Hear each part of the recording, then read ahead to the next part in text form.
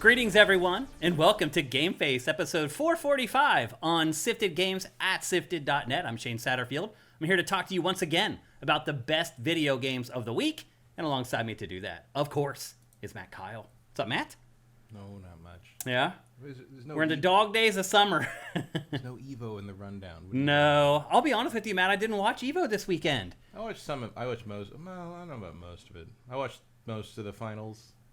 I was so busy this weekend. Like, I've been dealing with my car issues. My wife has been having a bunch of car stuff going on. And so I did not have time to watch Evo. It's the first Evo that I have missed in, I don't know how long, 15 years maybe, something like that. Yeah. COVID. Well, I guess COVID. There was one of the top 8 finalists on Street Fighter 6 was born the year I went to my first Evo in 2008.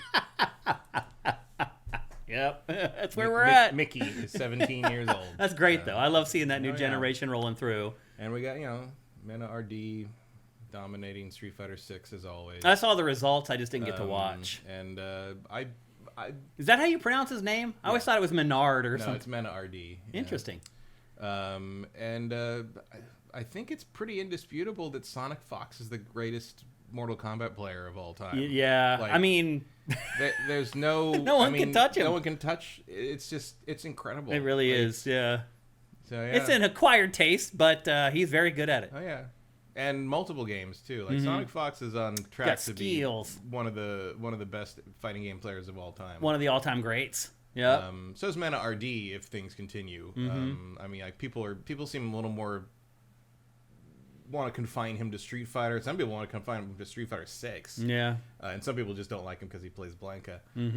Which everyone considers like the cheap character in Street Fighter. I mean, he's just annoying. Yeah. I think he's kind of boring to watch. Because it's just kind of the same thing. Not Mena RD's Blanka, right. but Blanka in general. However, there was one Blanka in the top 48 of Evo, and he went straight to the top. So it's not like anyone else is using him to do. It's like that kind of torpedoes that argument, doesn't it? Because it's like if no one else is using Blanka in the top 48 and only Mena RD is, and he's the one who won, why can't anyone else do what he can do with Blanka if Blanka's so easy? Back in the day when I was in the arcades a lot, and if I was up and I was winning, and if I saw someone coming in that I thought wasn't that skilled and wasn't that good at the game, I would pick Blanka every time. Because against noobs, you just can sit there and just keep hitting the shock, and they just keep jumping on him and just getting they don't understand.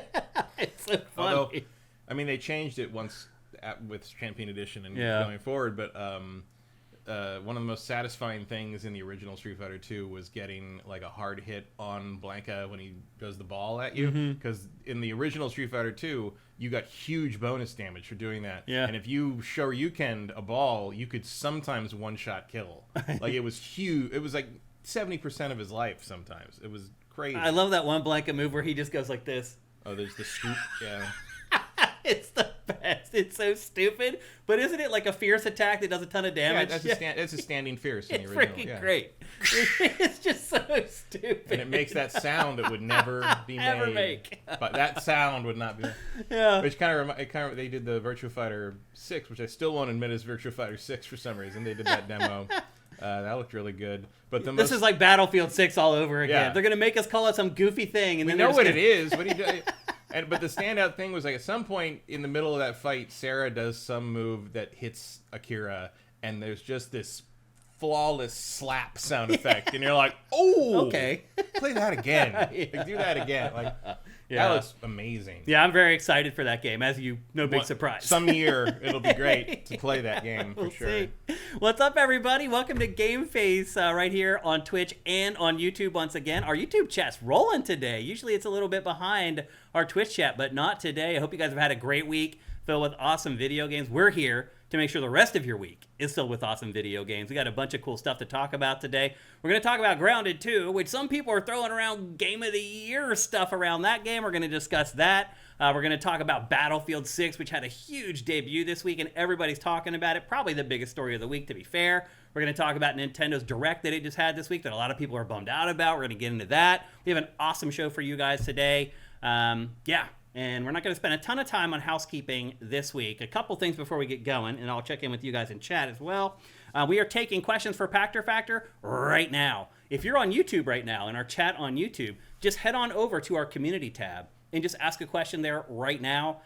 You can also ask questions on Twitter, on Blue Sky, on SIFTD, on our Patreon. We get out everywhere asking you guys for questions. We're shooting on Thursday, so you have about a 24-hour window to get your questions in here. And here's the other thing about it is, like, this is only the 4th round of Pactor Factor we've shot this year. Because we do Pactor Factor Live now, which takes up half of the episodes that we do every year. We don't shoot episodes with your questions all that often. So there's probably going to be maybe one more batch before the end of the year after this one. So if you want to get your questions in, you better get them in there. Again, if you're watching on YouTube right now, just click right over to that community tab, and there's a post there. You can just reply to it and ask whatever questions you want. Again, we're shooting on Thursday morning, so get those in as soon as you can. And then one note for the end of August, as usual, yours truly is heading back to Central Pennsylvania for a little bit for Labor Day weekend, the first time off that I've taken all year from SIFTD.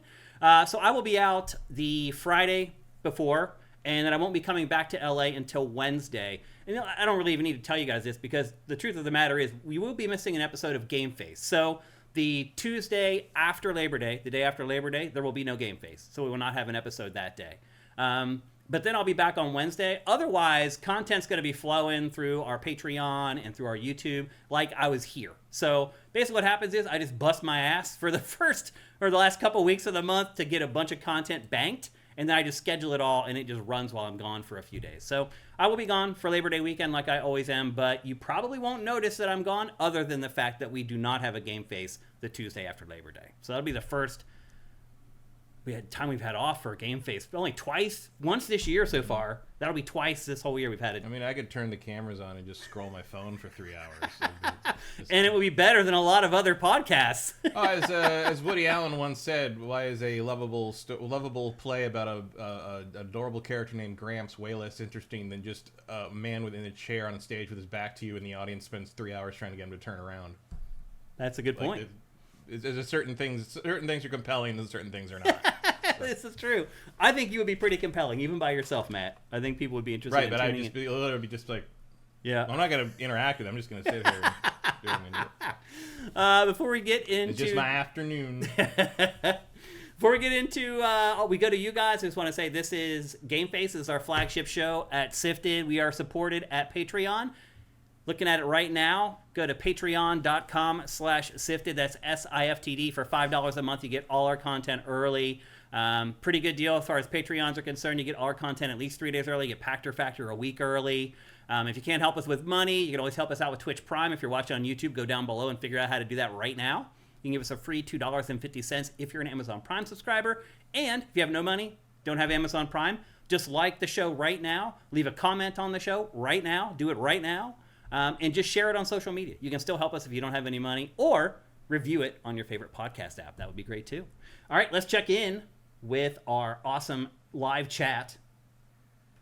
Let me take down our promotional graphic there and see what you guys are up to. First of all, YouTube, you guys are rocking today. Tyler, thank you, brother, for that $10 donation. That is freaking awesome. Oh, yeah, need Ask Shane Anything questions, people. Also, by the way, on YouTube, if you ever give us a donation like this, we will answer your question. So if you want to give us a donation and then ask a question along with the donation, I promise you we'll answer it. 100%. We'll do it every single time. We may not break down in the middle of a discussion to do it, like if we're talking about a game or an event or something like that, but we will, at the end of that discussion, when we go to you guys, we will absolutely answer your question. So anybody who donates anything on our YouTube channel while we're doing the show, I promise you we will respond in kind. Tyler, thank you very, very much. That is awesome. Mice Q says he's back. Do a Matt only AMA while he builds a Gundam or something for the week off. Yeah. He has to want to do that. Yeah. I don't think he's going to take a pass. If you had to watch Shane fight with the hardware here every week, you wouldn't want to do that either. It's an adventure every week when I come in here, whether things are going to work the way they're supposed to or whatever. Like, he's upstairs, and sometimes I'll just be down there, and sometimes you just hear, fuck. And I'm like, well, here we go again. The chat PC didn't work again. Yep, that's pretty accurate. Oh, there's the hype chest. Let's open that sucker over here on Twitch. Rewards her mind emote. I'm going to share that with everybody. And add it to the pile along with our duck consulting agency. Gerzilla, thank you for Twitch Prime. That's frickin' awesome. Cigar asks on YouTube, will we even get a Pactor Factor podcast with all of you again? Maybe. I had kind of pitched the idea around not E3. Schedules didn't line up. But I have been kind of working behind the scenes on something I'm not going to spoil right now. But there's something going on. And that's all I'm going to say. Thank you guys for the hype train. That's frickin' awesome. Anybody who donated towards that. TV Hardy, thank you. It looks like he did. Who else is here? I know JM Rain often does. So if you did again, thank you, JM Rain. That's awesome. Who else we got here? For Twitch Prime. Cinetyke, thank you for Twitch Prime. That's awesome. And then, again, this is what I was just talking about. This is how people help us out with Twitch Prime. Again, it's free. You give us a free $2.50 just for being an Amazon Prime subscriber. They're taking your money for it. You might as well pass it along to us. Otherwise, it's just going to go to Amazon. And my guess is you'd rather give it to us than Amazon. I'm not just going to go out on a limb and say that. Rosencrantz, thank you for subscribing at Tier 1 for 65 freaking months on a 52-month streak. Thank you, man. That is awesome. AJ, Shane, the NFL regular season is around the corner. What's your excitement level for your Steelers? I hate Aaron Rodgers. So that's all I'm going to say. I think they'll be like they always are. They'll be around 500 probably, maybe 10-7 if things go well. They'll be lucky to win a playoff game. Until they get like a real franchise quarterback, they're just running in place. So hopefully they get that in the draft next year. We'll see. They have a ton of draft picks. Did you see the Fantastic Four joke with him? No. It was somebody had photoshopped him to have like the Fantastic Four powers. So he's got like the rock thing, and he's got like his arm is stretching around to pass the ball, and he's like on fire. And somebody quote tweeted it and said he turns invisible during the playoffs. Yeah, he does. He does. I mean, that's the other thing about Aaron Rodgers. Even if he has a great season, even when he was a young player, he was terrible in the playoffs. He won one Super Bowl against the Steelers because they fumbled the game away. Otherwise, he never won a Super Bowl. So I'm no fan of Aaron Rodgers as a player or as a person. So I'm pretty disgusted that the Steelers got him, to be honest. Emperor Dread, thank you for Twitch Prime. What does someone who's like religiously devoted to a particular team do when their team makes a choice like that they can't stand? You just grin and bear it. Just go through it. Yeah. It's not forever. I mean, he's really old. He's 41, and he pretty much ancient. Well, to us. Yeah. But he said this is going to be his last season, so I hope it is. I really hope it is, because that means the Steelers got another quarterback, a younger one who has a future. So, yeah, when your favorite team does stuff you don't like, you just got to grin and bear it. Unfortunately, I still root for the team, even though Aaron Rodgers is on the team. It's a tough position to be put in. And usually the Steelers don't put me in these positions. They're usually just rooting for the D-line, basically. Pretty much. They're pretty picky about like getting scumbags on their team. And when they do get them, they usually get rid of them pretty quickly. Like Antonio Brown, they got rid of him. And they've had a couple others that have been a little unsavory. Stucky says Menard won a Capcom cut for Street Fighter V, so he's not just good at Street Fighter 6. Yeah, it's true. He's got the skills to pay the bills, that's for sure. Eric Cartmeta says Sonic Fox sounds like a furry. Yeah, Sonic Fox is a furry. That's correct. Yeah. And Stucky says Evo was great. Yeah, I'm really bummed I missed it, unfortunately. I was just too busy. Caustic Kip, thank you for Twitch Prime. I will say the Street Fighter Grand Finals were actually pretty unimpressive. Not really. It was the shortest Grand Finals ever, 6 minutes. Mena RD just walked So he over. was in the winner's bracket and just had to win one. He had to win. He just had to win the one round, the one thing. Yeah. So it was 3 wins each or whatever. Yeah. He just walked over it. Damn. No drama whatsoever. Get up, kid 1284. Thank you for Twitch Prime. Who else we got in here? Hope you're doing good, Eric. And of course, it was a rematch because he'd already put the. He put him into the losers bracket during the top 8, and so it was just like a run back and not happening. Not even close. No. Glottis021, thank you for Twitch Prime. Who else we got in here? Rock and Roll 458, thank you. JM Rain, thank you again. Nix de Trois, thank you for subscribing at Tier 1. Who else we got in here? Toon Medic, thank you for Twitch Prime. Any more? One Super Master Gamer, thank you. It's kind of crazy we're so late in the month. And Don Lionheart, thank you as well. Well, it's August 5th. Yeah. Oh, you're right. Good point. What am I talking about?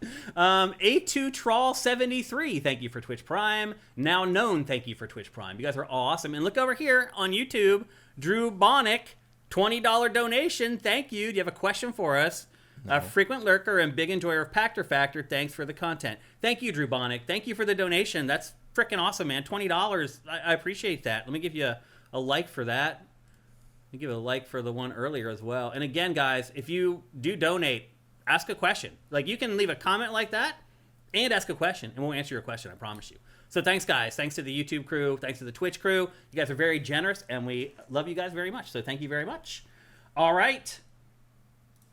Let's get on with GameFace, episode 454. We're going to start off with what I said earlier, the biggest story of the week, Battlefield 6. We talked about it a little bit last week because they showed the debut trailer for the campaign, which we kind of made fun of and said it looked like they were trying to be Call of Duty. We'll see if the campaign is good, and I do think the campaign is really important to the success of Battlefield 6, oddly enough.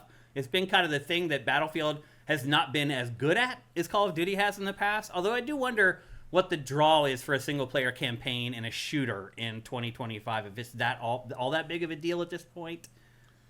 I don't know. There used to be stats on that. They don't really talk about that anymore. Yeah. There was a time when it was some crazy number of people that played Call of Duty where it was like 70% finished the campaign or something. Yeah. And we were like, what? Like, we had all been under the assumption that it was mostly a multiplayer game and like nobody even touched the campaign. Mm-hmm.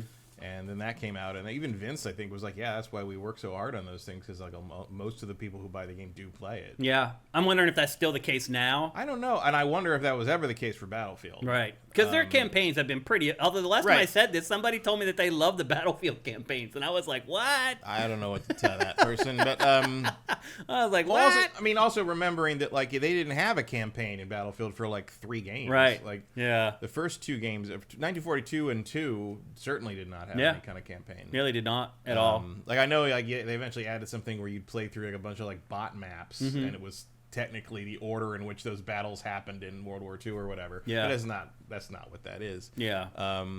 Was it Battlefield 1 that started that? No, Battlefield 4, I think, had the first campaign. 4? That's the one where the big building comes down, right? They all have a big Or is that Battlefield 3? I can't remember. Because they all bleed together. You're right. Every one of them has that scene where the big building falls on you. Well, going back to Call of Duty 2. Right. Yeah. Well, as you can see from looking at this multiplayer footage of Battlefield 6, there's going to be plenty of buildings falling down upon you while you're playing the multiplayer. Matt, the one thing I just got to admit, I have watched a ton of gameplay from this. I've watched all the media that they've put out about this. I have been in a wormhole for Battlefield 6. And in fact, I think I get into the beta tomorrow, which I'm pretty excited about. And then a heads up, this weekend and next weekend, there are open betas for Battlefield 6 for everybody.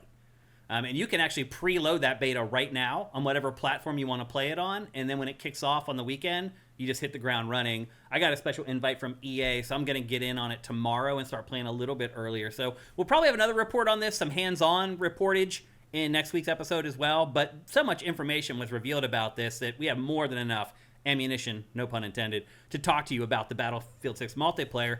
And the one kind of recurring theme, Matt, that everything kind of keeps coming back around to is that it's kind of like a nod to Battlefield 3 and 4 that is kind of like going back in time to be like Battlefield 3 and 4 and not necessarily worried about being all that different from those games. For whatever reason, it appears that people have rose-tinted glasses for nostalgia of Battlefield 3 and 4. And granted, the multiplayer in those games was solid and good. The campaigns weren't, in my opinion anyway. But the multiplayer was good in those. And it does seem like they're simplifying things here for Battlefield 6. Do you think that's ever the right approach? Or do you think games get to a point where they're all like bloated with stuff and they're just too much and you kind of just have to do a reset? Yeah, I mean, they can. I think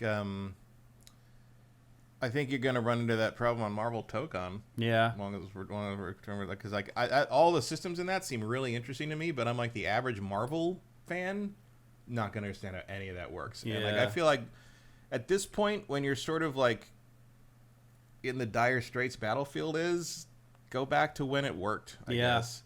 And like even if it didn't work tremendously well, go back to when people think it worked. Might be the second best option. That's a good point. Yeah. You know? That's a good point. And to be fair, the developers keep bringing up over and over and over again Battlefield Bad Company 2. Yeah, I mean, Bad Company 2 is probably the height They of know the that's the franchise. dog whistle that everybody wants to hear. Yeah. It's like Bad Company. And if you watch enough footage of this, you will start to agree. Yeah, I definitely recognize the Bad Company Oh, yeah. twerks here. Just Like, a couple, you just see scenes where like a building's blown open and there's two dudes like laying in there. Like that's Bad Company too. Like, I mean, I used to play that in a game lab with Abby and some of the other people, and like that game was just smooth. Like it just worked. It was weird because like it let you have all these different things you could do, even if you weren't like great at the run and gun shooting. My main thing in that game was spotting. No.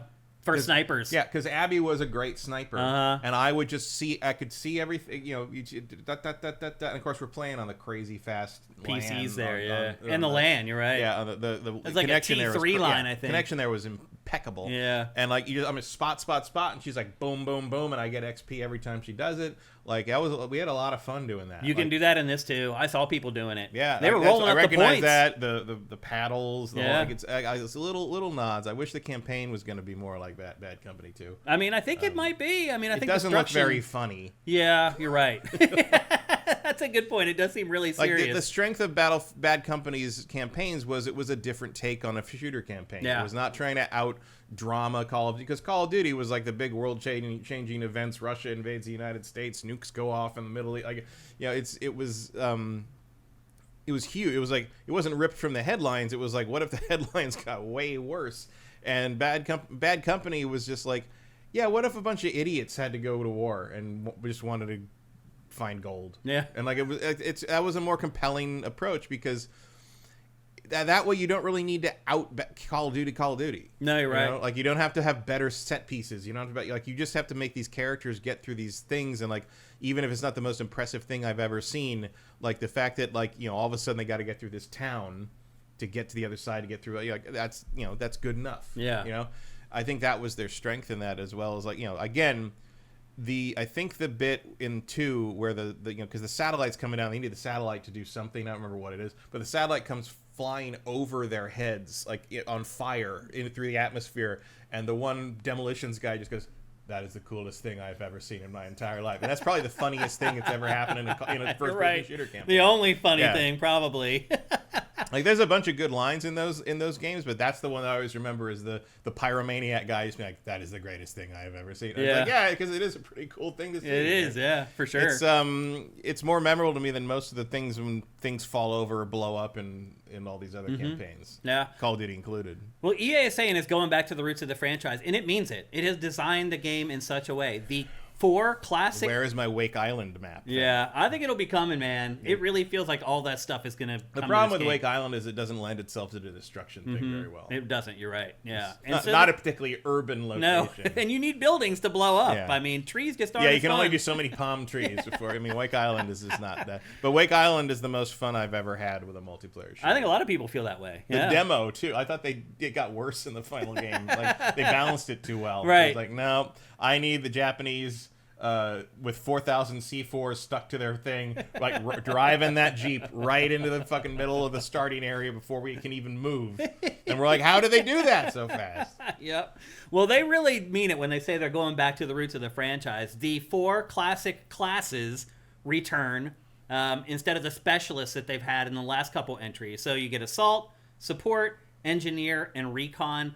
Like most people, I play Assault most of the time, and EA, Battlefield Studios, whatever you want to call them at this point, because it is like 3 studios working on this game, so you can't really just say it's DICE anymore. But for their part, they have paid a lot of attention to the Assault class. So they know that a lot of us spawn, run a mile, get sniped in the head, respawn, run a mile, get sniped in the head. And so they're trying to tweak the abilities of the Assault class so that people aren't just blindly picking the Assault class and just turning into this churn mill of death, basically. So they're even though these classes sound... Because it's annoying when even that doesn't happen to you. It's annoying when your other teammates are doing it because they're not of any use. They're not helping you win. Yeah, absolutely. And so they're tweaking all the classes to make sure that people start using more than just the Assault class. And again, I'm guilty of it. I pretty much only just don't make the Assault class the first thing that's selected. Actually, you may be right. That's half the battle right there. That's hilarious. You're probably right, though. And then each class gets specific gadgets, a signature weapon, and dedicated training. So even though there's only 4 base classes in this game, they're letting you tweak them a good bit. The other thing, too, that makes it a little bit different from prior games is they give you more leeway in what weapons you can select for each class. So can you find like a medic with a sniper rifle in this game? You can. Like, there's some weird stuff, but like, if you watch enough footage of this game, that stuff doesn't happen because people want to win. And you're not going to win if you're a medic sniper. Like, that's it. You need to be in the front line healing people as they go down, not standing back way far away from the fight. That doesn't help you as a medic. So while you can do stuff like that, the course of the game will encourage you to play the classes the way that you should in order to win and be good. As far as modes are concerned, they talked a lot more about team deathmatch and squad deathmatch than they usually do, Matt. And that is because they're trying to eat Call of Duty's lunch. I mean, that's what Call of Duty's built on. Those small, close quarters maps, team deathmatch. That's all I pretty much play in Call of Duty. I hardly play any other modes. Here's the thing. These maps are gigantic. And they did say that, like, well, you just play in a corner of this map for team deathmatch or squad deathmatch or what. Yeah. That's never been the appeal of Battlefield. No. It's always either escalation or gold rush. Yeah. Like, you're not going to beat Call of Duty at Call of Duty, so win as Battlefield is what I say. Gold rush is your bread and butter. Yeah. Like, that's the fun part. Because like, it limits you to a section of the map at a time, so you're not overwhelmed by how big this thing is. Yeah. You're moving through it, falling back. And by the end of it, you know, you've gone through the whole map. The whole fucking map is flat because you've blown everything up. Everything's been leveled. And it's great. Like that was, again, that's Bad Company 2. That was when it shined the most, was those Gold Rush maps on Bad Company 2. That's when Battlefield was the best at what it did. Because here's the thing, like, the framework of Battlefield doesn't work inside the framework of Call of Duty. Like, nobody revives somebody in Call of Duty. That's not a thing. No. Like, it's so frantic. If you take the time to try to drag somebody or heal them, you're shot. You can't stand still in Call of Duty for more than 2 seconds or you die. So it just doesn't work. No. And also, like, you should be taking advantage of the thing that makes Battlefield different, which is A, the scale, and B, the destruction. The vehicles. And like the advantage of that Gold Rush mode and others, but a Gold Rush is the thing that always comes to mind for me, is that it takes you through the whole map, but it does it one part at a time. So you get to see the whole thing the whole first part gets destroyed. Someone, you know, they get the gold, they get the treasure, and they got to move to the next section. And now you got a whole pristine new area to blow the shit out of. It's true. Because it's fun. Like, it's like you get to play 4 different matches. Yeah. And in different places. And it all just kind of goes through, but it also, you have the advantage of being against the same people, so you get to build up those grudges. You get to, like, you know, have those people that you know you got to focus to kill. You got, it just really works, and it does something that Call of Duty simply doesn't do. The team deathmatch simply doesn't do. Yeah, it's a unique selling proposition. And I know Vince, don't give it away. And I know Vince Zampella knows that, so I have to imagine that that's in here somewhere. Yeah, it is. So they talked a lot about the team deathmatch stuff, but if you actually watch the streams and all, it was all Conquest, Rush, all that stuff. So all those modes are in there. You'll get I have the list here: Conquest, Breakthrough, which is an attackers versus defenders mode; Rush, your favorite. Domination, and King of the Hill. And there's a brand new mode called Escalation where 2 teams fight to capture different control points. As far as the maps that they've talked about so far, they mentioned Egypt, Gibraltar, and a map set in New York City. As I mentioned earlier, each map does feature multiple combat zones, and they're handcrafted and tailored to suit the specific modes, so they'll just cordon off a smaller corner of Manhattan for a team deathmatch or whatever. The New York map is pretty impressive. Like it is. That little street with the view of the Brooklyn Bridge, like a bunch of movies have been shot there, and like you instantly know what that is. Yeah, in that little clip. Can't wait to blow it up. Yep, exactly. And that was my next point. The destruction in this is insane. Like, if you watch the streamers that were playing this weekend, pretty much all they were doing was trying to kill people with buildings. So they were just waiting for that moment where somebody's standing next to a building, they'd send a rocket launcher into the top of the building, and it would collapse on top of people. And that's what people were doing all weekend long, just trying to kill people with the destruction, and it works. But not even just that. Like I mentioned earlier, those moments where it's like the facade of a building crumbles away, and there's a dude crouched there that was behind a window that's not there anymore. It's like peekaboo. Like, only in Battlefield does that stuff happen. Only in games with destruction like this can that happen. Those emergent moments, you're not going to find them in Call of Duty. And I agree with you, Matt. EA needs to lean into that stuff. Like, they should make a mode where you can't kill anybody unless it's with destruction. That's a good idea. Yeah, I mean, you could do all kinds of really cool stuff like that, where you just have to get call creative. it demolition. Right, seriously. There you go. It would be fun. I would love to play that mode. Just no guns. Yeah. Everyone's just got explosives. Right, everyone's got a rocket launcher. Rocket or launchers, grenade launchers, grenades, C4, like and everything. vehicles that can ram. Yeah. Yeah, No it would bullets. It would be a lot of fun. I think it would be great. So anyway, the destruction in this looks cool, but as you can see right there, right on cue, it's a tool to use inside the game. I love the clip where the turret of the tank that blew up lands on a guy and kills him. Yeah, Like, I mean, stuff like this happens. I mean, that would annoy me if it happened to me, but it's a great touch. I was watching footage matters. of Jack Frags over the weekend, and the stuff in his videos is just crazy. The stuff that was happening, like he played all weekend long, and he'd chop down like 12 hours of playing into like a 30-minute montage of the best stuff. It's just insane, the stuff that happens in this game. Just truly bonkers. Just the emergent things that happen between the vehicles and the destruction. Oh, yeah. And that's also classic Battlefield, which is good to see. Like, you know, I remember when we used to do the reviews for these back in the day, and it was always exciting to get a Battlefield review because, like, you never knew what you're gonna get. Yeah. Like, even in like the weird ones like Vietnam and stuff, you're like, oh my, like there was such crazy shit. All you had to do was play like 4 matches, right? And you were done. Like you had all the footage you would ever need. You're right. Yeah. For a 3-minute review. Well, they also last like each match lasts like 45 minutes, so you end up with a lot of footage there. They did completely redo the boots on the ground combat. They are using something they call the kinesthetic combat system.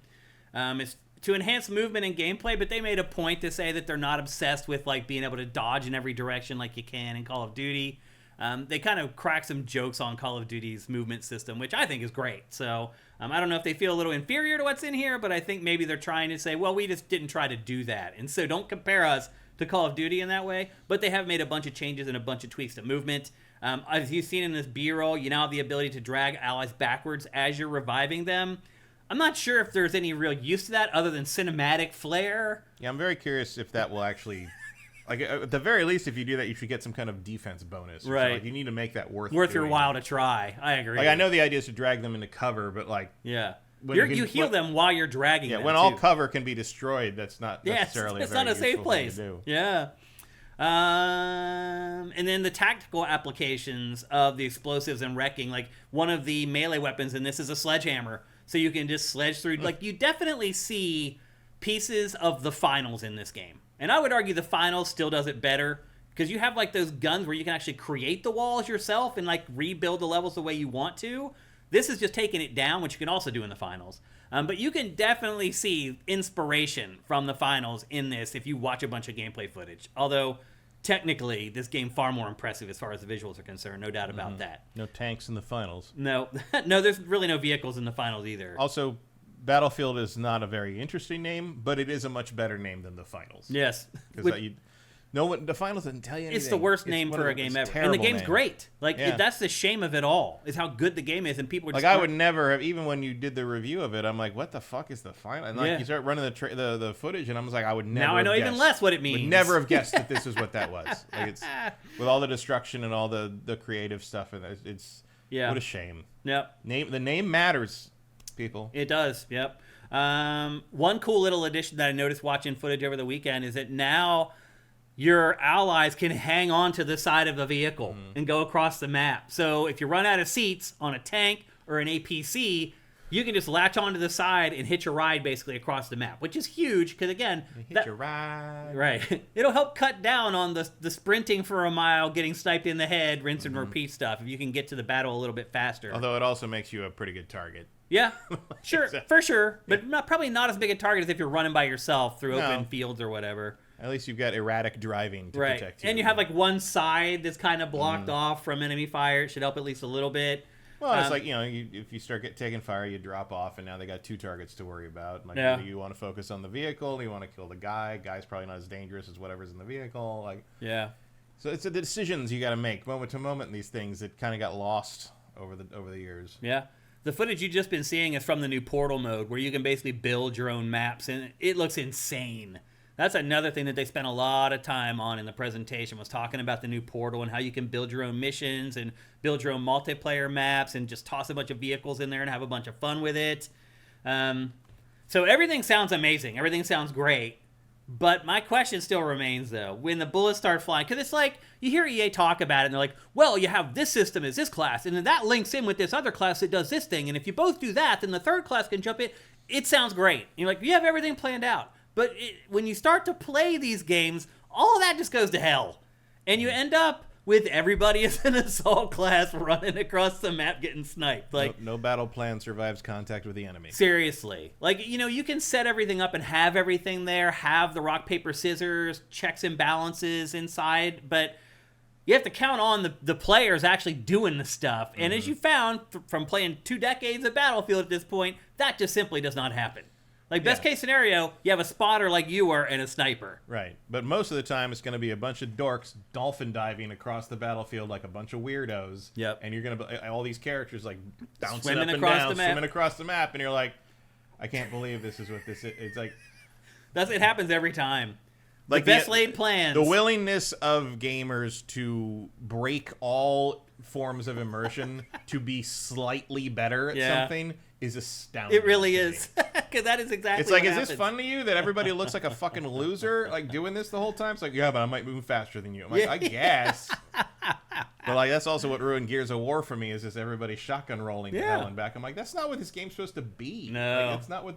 It ruined it for me too. I stopped playing. But it with doesn't once I matter started doing because it's not like it's not a thing that's hard to do. It's not an easy way to play the game. Yeah. But it does kind of ruin it for me. It's like my will to win. I'm very competitive, but my will to win does not outweigh my will to be entertained. It's like, I want to play a game that's fun. I don't want to like cheese the game just to win.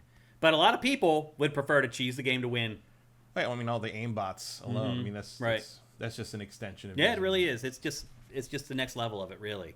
But look, I am really excited for Battlefield 6. I haven't been this excited for a Battlefield maybe since Battlefield 2.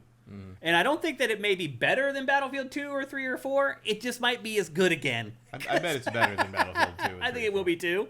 But it just won't be as bad as 2042. Like, already watching this beta, this game is in way better shape than 2042 was at launch. The other big shocker that we kind of buried the lead here is this game comes out on October 10th. We thought it was coming out next March, something like... No. So they're going head-to-head. Head-to-head. How do you think that's going to play out, Matt? Not great. For Battlefield, for Battlefield, you think? no, Yeah. I don't like... I mean, I don't want to get all, Call of Duty fan. I'm not a Call of Duty fan, really. And You're just a realist. And I'd always root for Vince over, a lot of people happening over Activision. But, like, I don't... the public just isn't going to notice. I don't think. I mean, no one's going to skip Call of Duty for this that is already planning on getting Call of Duty. Like, I probably would, but, like, you don't have to because it's on Game Pass.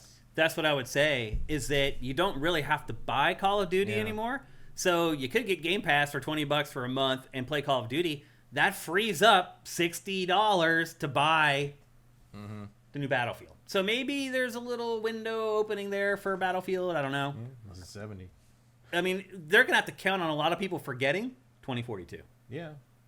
Because it was that bad. They're going to have to count on a lot of people seeing this I mean, they better be advertising on every football game from here to hell and back. Well, like I said, there's 2 open betas for the next 2 weekends, and they're open. So anybody can play. Right, but that's not going to reach the people that make this thing a critical hit. Yeah, you're right. Like they should be advertising the beta on TV. Yeah, they should. Like they really should. Like, come play it now. Like preseason football kicks off this weekend, so they should be running ads. Go sign up and play it right now. We just show up a trailer with all this destruction. People would just run and sign up. 100%. We'll see. Again, the consulting agency telling them what to do, and they'll probably ignore it. Yeah, I don't. It's very interesting. Like, you saw that the big announcement for Marvel Tokon at Evo was there was no new character shown. They just said the closed beta is going to be on basically Labor Day weekend. Yeah. And everybody was mad because they didn't show a new character. And I'm like, you might get to play the game in like why 3 does it matter? weeks. Why are you upset that there's no new... Like, okay, they didn't show you Cyclops, but you might be able to play the game in a month. Like, that seems pretty good to me. This week they put out a 10-minute trailer for Tokon. This, like, how to play. I got about 3 minutes into that thing, and I just glazed over and was like, I'm out. Did you watch the whole thing? I couldn't make it. It's very interesting. God, that's a lot of information to have in your brain at one time while you're trying to play a fighting game. Like, it's great. Even Maximilian Dude was just like I'm going to have to change how my brain works to play this game properly. Seriously. It's like, it's a lot happening. It's a lot there. to think about. Yeah. And like that's just 6. I mean, like you got to know 4 characters pretty intimately. Like really well. Like your team is gonna be your team forever. Like you'll stick with that squad. Yeah. Like once you get those synergies down, once you understand what everybody does, like you need to be able How to they play all lock all together. 4 of them. Not just effectively on their own and effectively in their matchups with other characters, but also to know how they interact with each other. And if you swap out with this guy, that guy ends up in this slot because each slot has a different you know, type of It's very assist complicated. attack. There's a lot happening there. There was. Like that is like Which is good for pros. good for pro, but that's exactly what I'm curious about. Is like presumably a Marvel product should be as accessible as possible, and I'm sure if 2 people who don't know any of this intricacy shit are playing the game, it probably doesn't matter. But there's things where like to unlock you start with 1 teammate, and to unlock your other teammates you have to either lose a round or knock somebody through a wall. Yeah. Like how many people are ever going to even know that? That's my question. It's like, Like, it's like how many people are just gonna be like, why can't I switch to Star-Lord? And like it's like I don't know, guys. Originally I was like, you need to change that name because no one knows what that means. Now I'm like, maybe the name's not the problem here. Maybe the fact that like people are gonna touch this game and be like, I don't understand what's happening. Yeah. Like I have with so many other Arc System Works games, Yeah. where I'm just like, no, it looks great, it looks amazing. I get it. I don't need another job. Like it's like because it feels like I said, I watched 3 minutes. Full-time work. Closed it out. I mean, full-time work to fully understand how that game systems work. At least with Battlefield, you're like shoot thing fall over. Like, Yeah. there's no learning curve to that at least. Yeah. Curtis O'Neill, thank you for your donation. As I mentioned earlier, if you donate anything, ask us a question while you do, and we'll be sure to answer it. I promise you. Let's see in YouTube. At Archivist42, if Battlefield can avoid the anime skins COD has become obsessed with, I'm happy to switch over. They've already said like the skins will be theme appropriate. Yeah, like, you will not. They're like, we don't feel like we need Nicki Minaj in Battlefield. I'm kind of torn on that. I honestly. wanted to put Nicki Minaj in, but she's in full battle gear. Right. Like you can only tell it's her if you like look under the face. goggles and it's Nicki Minaj in a full like soldier outfit. Like that would be funny, right? I'm a little embarrassed to admit that I kind of like the Call of Duty skin stuff. Most of them. Some of them are really dumb, but some of them are like funny. Sorta. Like you just see them running through the map. You're just like, what? Right. But some of it. I mean, I saw like some of the stuff with like the Beavis and Butthead thing and all that. There have been clips of Call of Duty I've seen on like Twitter and Facebook where I didn't know it was Call of Duty until someone said so in the comments, and I'm like, and it would be more entertaining if it wasn't such a desperate attempt to make money. Fortnite. And a Fortnite, you're right. I mean, that's what it all is. Like that wouldn't be happening if they're Fortnite trying to didn't create exist. the metaverse where everything's all glammed together into one. So look, I am glad and that Fortnite's already not done doing that. Right. And Fortnite has honestly done it better than anyone else is going to do it. We'll ever do. Like, Yeah. I mean, just some of those videos of like Superman fight. It's crazy. That's crazy. It's all in the same game. It's nuts. Like I saw. I always think about our friends that work there. I'm like, did they work on this? Did you see the one today? They put out like a Mighty Morphin Power Rangers spoof. It's like, did our buddies work on every that? once in a while, I'm like, Jeremy Hoffman had to have been involved Seriously, in that. Like, I feel that way sense of humor too. is so him I in agree. so many of those things. I'm like, that has to be him. I agree. Or he's like running the division that does that. Like, Yep. Veritas on YouTube says there are plenty of beginner-friendly and simple fighting games. A complex one is great. I hear you. True. I'm open to everybody having something. It's just weird that the really complex one is Marvel. Yeah. You know, that's odd what choice. I'm saying is like Marvel. One of the strengths of the Capcom series was that anyone could play it, even if you weren't very good at it. You'd have fun playing it. Arc System Works games, if you don't understand the systems, sometimes feel like you're playing underwater. Not playing underwater, but you're playing with a handicap of some kind, and you don't understand why. Like just having to explain to people what the dust button does on Guilty Gear sometimes is like, I can understand why they're like, what is that? And it's like, well, it's a launcher. Why isn't it just called a launcher? I don't know. No one knows. It's just called dust. I don't know what to tell you, man. Oh my God, Mo Abyss, you just dropped, what, 10 subs or 20? 10 subs. 10. Thank you, Mo Abyss. That is amazing. Thank you. And you guys know when you get gifted a sub to our channel here on Twitch, that gives you... It might be Moe Abyss. Moe Abyss. It might be anime. Oh, you may be right. That gives you license to watch Pactor Factor a week early. Also, when you subscribe with Twitch Prime, that gives you access to Pactor Factor a week early without having to pledge at our Patreon. It's like you're pledging $2 a month at our Patreon. At twitch.tv/SiftedGames, you can watch 3 episodes of Pachter Factor a week at least before they end up on YouTube. So there's advantages to subscribing beyond just helping us out. Mobiabyss, thank you. That is amazing. Swan Senpai says, I don't get buying shooter skins. You never see yourself, do you? No, you don't until you watch the kill cam. Yeah. And Call of Duty, it's to show other people that you spent money on a thing you can't look at. Yep. And with Call of Duty, it's not even just like the celebrity skins. Like they have this other category of skins called like Black Cell or whatever that are just insane. They're like these animated skins where there's like lightning going all over the character. Their eyes glow. Like, so no matter what, even if there aren't celebs in there, you're still going to look at it and be like, is that Call of Duty? It's like, is it Call of Duty or is it an NFL bump out? Seriously. Well, remember Fox used to have those weird robots during the NFL stuff? That's what I'm thinking about. Like, they had like the NFL Robo Beast. Right, yeah. You're like, that's not what football is.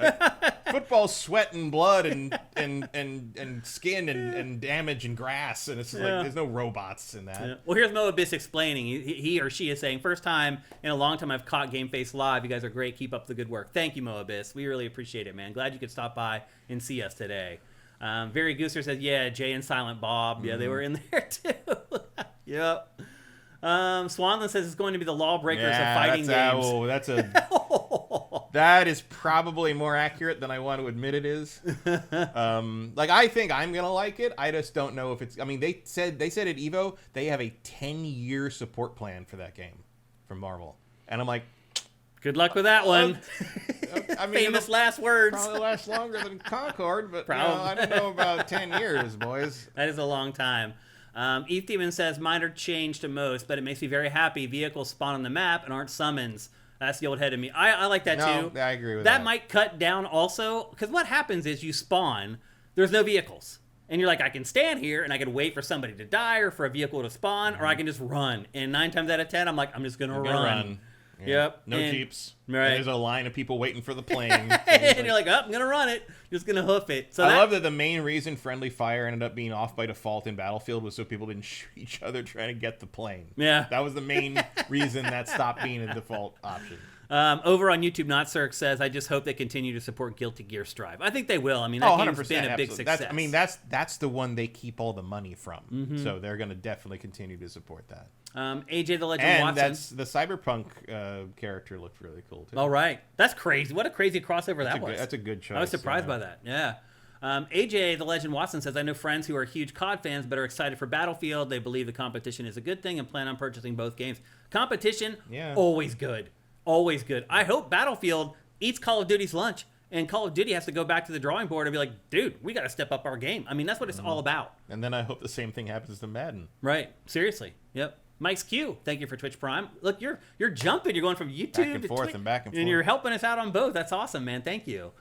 Swan Senpai says, I think Battlefield could do well. I think COD players are looking to try something new. The thing is, if they expect 100 million, like EA needs to adjust their expectations for this thing and understand what success means up against something as huge as Call of Duty and coming back from something as dismal as 2042. Yeah.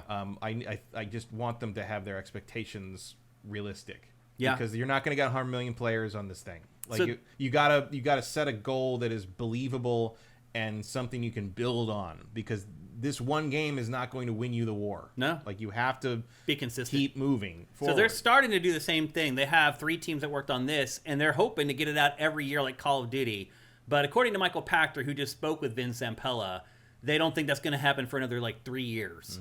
And then 3 years from now, it'll just be like Call of Duty, where there's one game every year. And that's where it starts to get a little dangerous. And then 5 years in, the wheels start to come off it, and you got to sit back and think about it again. Yeah. Yep. Sub Sam Jam says, and I said that without stumbling, Vince Zampella's worth every cent he's paid. I'd agree with that. Yeah, I mean, I think they got the right guy in there trying to do this, but he's only one guy. That's the thing. Sinatike laughed at dolphin diving, but that's a thing. It's been a thing. Yeah. Sinatike says, one RPG takes down the facade of an entire building. Seems hyped up. Yeah, I mean, they've probably exaggerated it a little bit. I'm okay with that, though. It's just fun. It doesn't have everything doesn't have to be crazy realistic. It's also not realistic that everybody's just running in the middle of the street like hip firing everywhere. It's like, it's a fucking video game. You're fine. Yeah. It's supposed to be an action movie, not a realistic war sim. You want a realistic war sim, Go play War Thunder, where they leak actual classified documents about the tanks in it. Yep. Which is amazing. Emperor Dread giving the Duck Consulting Agency some props for our new mode idea for Battlefield. Appreciate that. Zet Saber, demolition in a dusty environment, call it the dust. That's funny. God of Gambler says, I can't play these FPSs. You're basically squinting to shoot at a 4-pixel target through the tiny crosshair. It's true. That is sniping, yeah. Yeah. But some people were, I mean, God, Abby was so good at that. She was really good at shooters, they were like over a ridge, just can see their head. She knew exactly how just high for the bullet dropped, and boom, like every single time. And then Swan Senpai finally says, will people care about vehicles and big maps when Warzone is basically that? That is what they have to overcome now. That is a question. I would argue that Battlefield's strength in that has always been that the vehicles are fun, other than the helicopters, are fun to use and create these crazy situations. So, and Warzone doesn't really seem to be that. Yeah. Also, it's not Battle Royale. So yeah. I think just a straight up stand-up fight is probably going to be more appealing in terms of if you're going kind of like the attitude they're taking with this is like, let's go back to the basics a little bit. And probably I mean, already you can see in even that footage, it's just like, oh, throwing C4 in the back of the tank that doesn't know you're there, like, you know, that is old school Battlefield, like good times. Yeah. So. Yeah, it looks like it's going to be fun. I'm interested, and I'm never interested in multiplayer shooters. That's true. Like ever. No. But like old school Battlefield, you start mentioning Bad Company that much, and I'm going to pay attention. Yeah. I'm probably not going to play it more than a day, but like I'm still interested. Like it looks like the Battlefield I remember. It looks like the Battlefield I want to play, which has not been true for quite some time now. A while. Gustav Lungdahl, I'm sure I'm mispronouncing that. First time getting it live. Welcome to GameFace Live on YouTube. We've been here for a few weeks. We're here every Tuesday. Then Not Sir finishes. That's a good slogan. GameFace, get it live every Tuesday. Yeah. It's like a little dirty, but like it's not like overt. It's pretty good. And then Not Sir finishes off our discussion of Battlefield 6 by saying, just make Battlefield a platform and keep the updates coming. I've been saying that about Madden. Nobody wants to do that, and it's weird to me. Like, the closest anyone's really gotten to really doing something like that is Assassin's Creed, of all things. Yeah. And that even feels like they've bailed on that a little bit. You can basically, it's a universal launcher. That's pretty much all it is, yeah. Because you used to have all the games downloaded and like... Yeah, and I mean, I guess maybe going for give them a couple more games to sort of flesh that out, and maybe it'll be more of a thing. But like, yeah, it's weird that no one wants to do that. I think you just expect, or maybe you expect, or maybe it's true. I don't know. Like, you think that a new SKU is going to have a bigger first week sales boost, I guess, as opposed to like if you're just putting updates out, too many people aren't going to notice. Yeah, that's true. And no one's got the guts to advertise, a big platform update on an NFL game, because spend that kind of money on DLC essentially. Yeah, it's tough. Yep, lots of stuff to think about. All right, let's move on. Smash Brothers did it. It did, and so can you. That's true, actually. Yep, you're absolutely right. All right, we're about to talk about the Nintendo Direct that happened this week, but before that, here's a word from our sponsor, LS Cream. LS Cream is a fine cream liqueur created by fellow gamer and sifter Stevens Charles. It's inspired by an ancestral recipe from Haiti called Cray Mass, and a double gold winner for its original taste at the New York Wine and Spirit International Competition. LS Cream can be enjoyed on the rocks or as a mixer for drinks with its rich blend of fresh cream and neutral grain spirits with notes of coconut, vanilla, cinnamon, and nutmeg. It's great in coffee or to make espresso martinis. To learn more, discover amazing drink recipes, or to track down your own bottle using a handy store locator, head to creamls.com/sifted. That's creamls.com/sifted. So Bushy Wookie in our chat just said that LS Cream needs to hit the Australia market. And I'll be honest with you, there's a lot of markets left for LS Cream. I mentioned in last week's episode that Stevens Charles is coming to LA here in the very near future. May have a surprise for you as well when his visit is happening. We'll see. But that's why he's coming here, is to start locking down distributors in LA, reaching out to bars, reaching out to all the liquor stores in LA. That's a smart strategy, going to all kind of the big cities in America and making sure you get linked up with all the distributors there.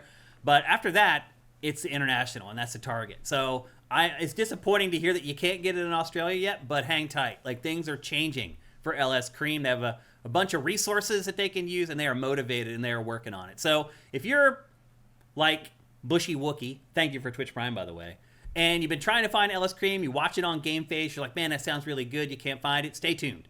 They are working on it, and that is their number one goal, to get distribution to a bunch of new territories that they've never been in before. As always, go to creamls.com/sifted if you are able to find a bottle, or you are in some place where you know it's sold. There's a place to find a bottle locally there. There's a place to get it shipped to you. And you could probably get it shipped to Australia. You'd probably spend like 4 times on shipping than you would for the bottle of liquor. Probably better to have someone bring it back for you. That's probably the better idea.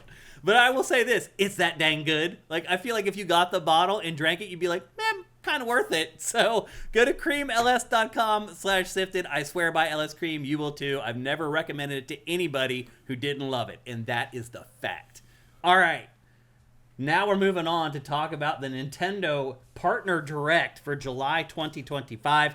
A lot of people seem to have put a lot of their energies into this. It felt like a lot of people were like waiting with bated breath and thought this was going to be the thing that changed their perception of the software that's coming online for Switch 2 in the near future. I didn't even realize it happened. Oh, really? Like, no one was talking about anything except that one Square Enix thing, the Adventures of Elliot or whatever it was. Like, that's the only thing I saw pop up, and I thought that was just some random announcement that had happened. And eventually I'm like, wait, the Direct happened? Where's all the chatter? Where's all the just nothing. Well, technically the biggest game that was in it is a second party game. It's a game that Nintendo would have made itself if it didn't have a good partner to do it. And that is Hyrule Warriors Age of Imprisonment. We got a gameplay trailer for that. And really what this did more than anything is just establish the links between, no pun intended, between this and the other Legend of Zelda games. I know you're excited for this. These are some of your favorite Nintendo first-party games. No? Not really. I mean, I've already played 2 of these. Yeah. And I thought you liked them, though. I like them, but also, like, I like the first one, the definitive edition of the first one better because it's more across all the Zelda stuff. I don't particularly like the aesthetic of the Breath of the Wild, Tears of the Kingdom stuff at this point. Like, you don't like the art? Not really. I just don't find. I don't know who these characters are really. I don't really care. Like, I don't find the Ganon idea very interesting. Like, I don't know. Like, I feel like I'd rather just play the original one. If I'm going to replay a Musou Zelda, I would just play the first one. I mean, these are probably the best Musou games on the market. I prefer the Fire Emblem ones. Yeah, but I'm just saying, like, the ones that Nintendo Nintendo does with Koei Tecmo. I mean, Origins is pretty great, but we'll have to wait and see how they evolve on that. But I would certainly say that the latest Fire Emblem one is the best Musou game I've ever played. And I would probably, the Zelda ones are up there. They're just, the production values are so much higher. There's so much story. The visuals usually are better. The gameplay doesn't change that much for these entries, but the other parts of it seem to be sort of a cut above a lot of other Musou games. And that's just because Nintendo is like, no. Yeah, I think having to please the licensor is makes you go the extra mile. They cut a lot of corners in their in-house stuff sometimes. So yeah. Still no release date for this. Well, it's supposed to be this year, though, right? Is it this year? I thought they originally said like holiday, but maybe that changed. I actually didn't see that. I don't know. Maybe I just missed it. But I know they didn't announce it in the end of this trailer or anything. Well, a lot of stuff isn't giving us release dates these days. That's true. So I don't necessarily think that means. Yeah, I don't think it's that far away. I think worst case scenario, it comes out before the end of March next year, before the I would ends. think so. But if somewhere in my head. I guess Vincent says it was just winter, which I guess usually does mean... It could be this year, though, still. It could be, but usually that means Q1. Because, yeah, technically winter doesn't start until later than you think. Like, that's true, actually. November 21st. Fall goes a lot longer than you think, for sure. Yeah. I'm pretty excited for this game, but again, to your point, it's like the third one. Like, there's nothing really innovative about this one, at least that they've shown so far. You feel like they would have led with that, and they haven't. So it looks like another game in a solid series with a new story, essentially. And that was the biggest game in this. And you're stretching here, because is that really a third-party game? It's a second-party game. I mean, Nintendo's going to publish it. It means kind of work for hire. Yeah. It's a little funky that they put it in there, but I'm just glad that it was in there because I wanted to see it again. So anyway, to me though, maybe the biggest game of all that was in this, it kind of was a harbinger of maybe there are things to come, is a game called Chronos, The New Dawn. It is Bloober Team's new survival horror IP. This game has been growing on me. They keep putting out new trailers for it every week, and I get into pretty much every single one of them. Until people started saying that it's like a Souls-like third-person shooter. And I was like, no! Why does everything have to be a freaking Souls-like anymore? We are all Souls-like. Yeah. So it was big news that this is coming to Switch 2, because it's a fairly demanding third-party game. It's, coming to PS5 and Xbox Series. But really, the big thing here is that it's basically coming day and date to Switch 2. It is launching on September 5th. And so, if this game can run on Switch 2 and can come out day and date on Switch 2 with the other platforms, it's hard for me to think of too many other games that can't. Mm-hmm. So Bloober Team has a dev kit? Yeah. I guess that's Silent Hill 2 remake got them bumped up on the list somehow. I don't know. But yeah. They got one somehow, and it's paying off for Nintendo because it's getting a pretty big third-party game day and date on Switch 2. Well, let's say pretty big. Yeah. This is not going to move any needles. Yeah, to me, it's not really... Might be good, but it's not going to be a sales... Yeah, it's not going to set the sales charts on fire for Switch 2. It's just a harbinger of what can happen now. It opens up the possibilities to the other third-party developers and publishers that wow, this game runs on Switch 2 natively, and it's not streaming through some goofy system or anything like that. To me, it could encourage other third parties to be a little more open to releasing their games on Switch 2 generally, and also day and date on Switch 2. So what is the Souls part of this? This looks like a straight-up It's just game. really hard, basically. And if you take one or two hits, you die. So you have to be perfect, basically, when you play it. You have to dodge and all that kind of stuff. We're really stretching the definition of Souls-like. Yeah, I saw a discussion online this week that was all about what actually is a Souls-like. Let's try to define it, and nobody could. It was just people just arguing the whole way through the thread. I mean, the most definitive thing about a Souls-like to me is, I guess there's an aesthetic element, but really there are checkpoints that you unlock, and every time you rest at them, that's the only way to save the game, and it respawns all the enemies. Yeah, I think that's probably the Souls. safest. That's a Souls-like to me. I'd agree with that. Yeah. The challenge is probably just inherent to using that system. It doesn't have to be, it depends. Sometimes that's just using a gameplay element. That's how Jedi Fallen Order and Jedi Survivor work. I wouldn't call those Souls-like. Yeah, I wouldn't either. But they use soul. I guess you do need the dark fantasy or dark aesthetic, which this does have. But I don't. If it doesn't have bonfire stuff and enemy respawns, I don't really. I think it see may that. though. It may. Yeah. To me, another. Let's add an addendum or an amendment to the definition is also the enemies have to dole out a lot of damage. The enemies, if you get hit once or twice, you die. That's sort of my other... By that definition, Pac-Man is a Souls-like. Yeah. Well, I'm just saying it's an addendum or an amendment to the core definition. See, I don't really think of that as a thing for Souls. Really? Because they don't really do that. Because we're going to talk about Grounded 2 here in a little bit, and I got some Souls-like vibes out of that game at times, where you fight an insect and you just get hit once and you're dead. I mean, that's just survival games, though. Yeah. I mean, I think Dark Souls did kind of take some survival game because those create them. Yeah, it does. Yeah. Kind of interesting. Obviously, you don't get thirsty in Dark Souls, but I don't know. I think the idea of the dark, again, as someone who's played so many of those things, I don't think the Dark Souls the Souls games are not actually that crazy when it comes to damage, especially if you build your character right. You see videos of people just stand there and just take this shit that would kill someone without any clothes on in one hit. Yeah. It's just a stats driven. That's another thing is there's that whole argument about can you call something a Souls-like if it's not stats driven, and that's a pretty good argument. For me, I think because you need the stats to offset offset all the other stuff, and the idea of how you build something being there's a reason that people made fun of Elon Musk with Elden Ring was his build sucked. You could tell that he wasn't scaling things correctly. He wasn't playing it right that in that regard. Which is the core. Yeah, you could tell he was a noob. 100%. So, if you don't have that in the game, it's hard to call it a true Souls-like to me. I could see that. Otherwise, I just think it's in the same way that Arkham, almost every game with real-time combat owes something to Arkham Asylum. I think almost every game with checkpoint saves or respawning enemies owes something to Dark Souls. I don't think I would necessarily call them Souls-likes by default, though. Yeah. And you could extend that to games that are super hard, but I think the super hard game thing goes way back. I mean, that goes back to Super Meat Boy. Well, it goes back to our OG days playing NES games and Super But in terms of a NES trend, games. in terms of the trend of things that are just intentionally really difficult and require some level of perfection, I think that goes back to those early indie boom days with Super Meat Boy and those, or even a pacifist playthrough of Undertale. Like, right. You know, like that kind of high level challenge is sort of already part of sort of this niche thing. It just happens to be that Dark Souls broke out of the niche, and now Elden Ring has inflicted itself upon everyone, and now they're making Everything. a movie out of it. They're making and everything I like Elden cannot imagine what an Elden Ring movie is going to be. I can't either. But I hope it stars Jack Black. Can I write the script? Because it's probably only going to be like 500 words. No, I think that script is good. I mean, my guess would be you do like basically the backstory of the world. Yeah. You do like that whatever Well, I'm sure whatever George R. Martin wrote. Yeah. You just do that as the movie. Yep.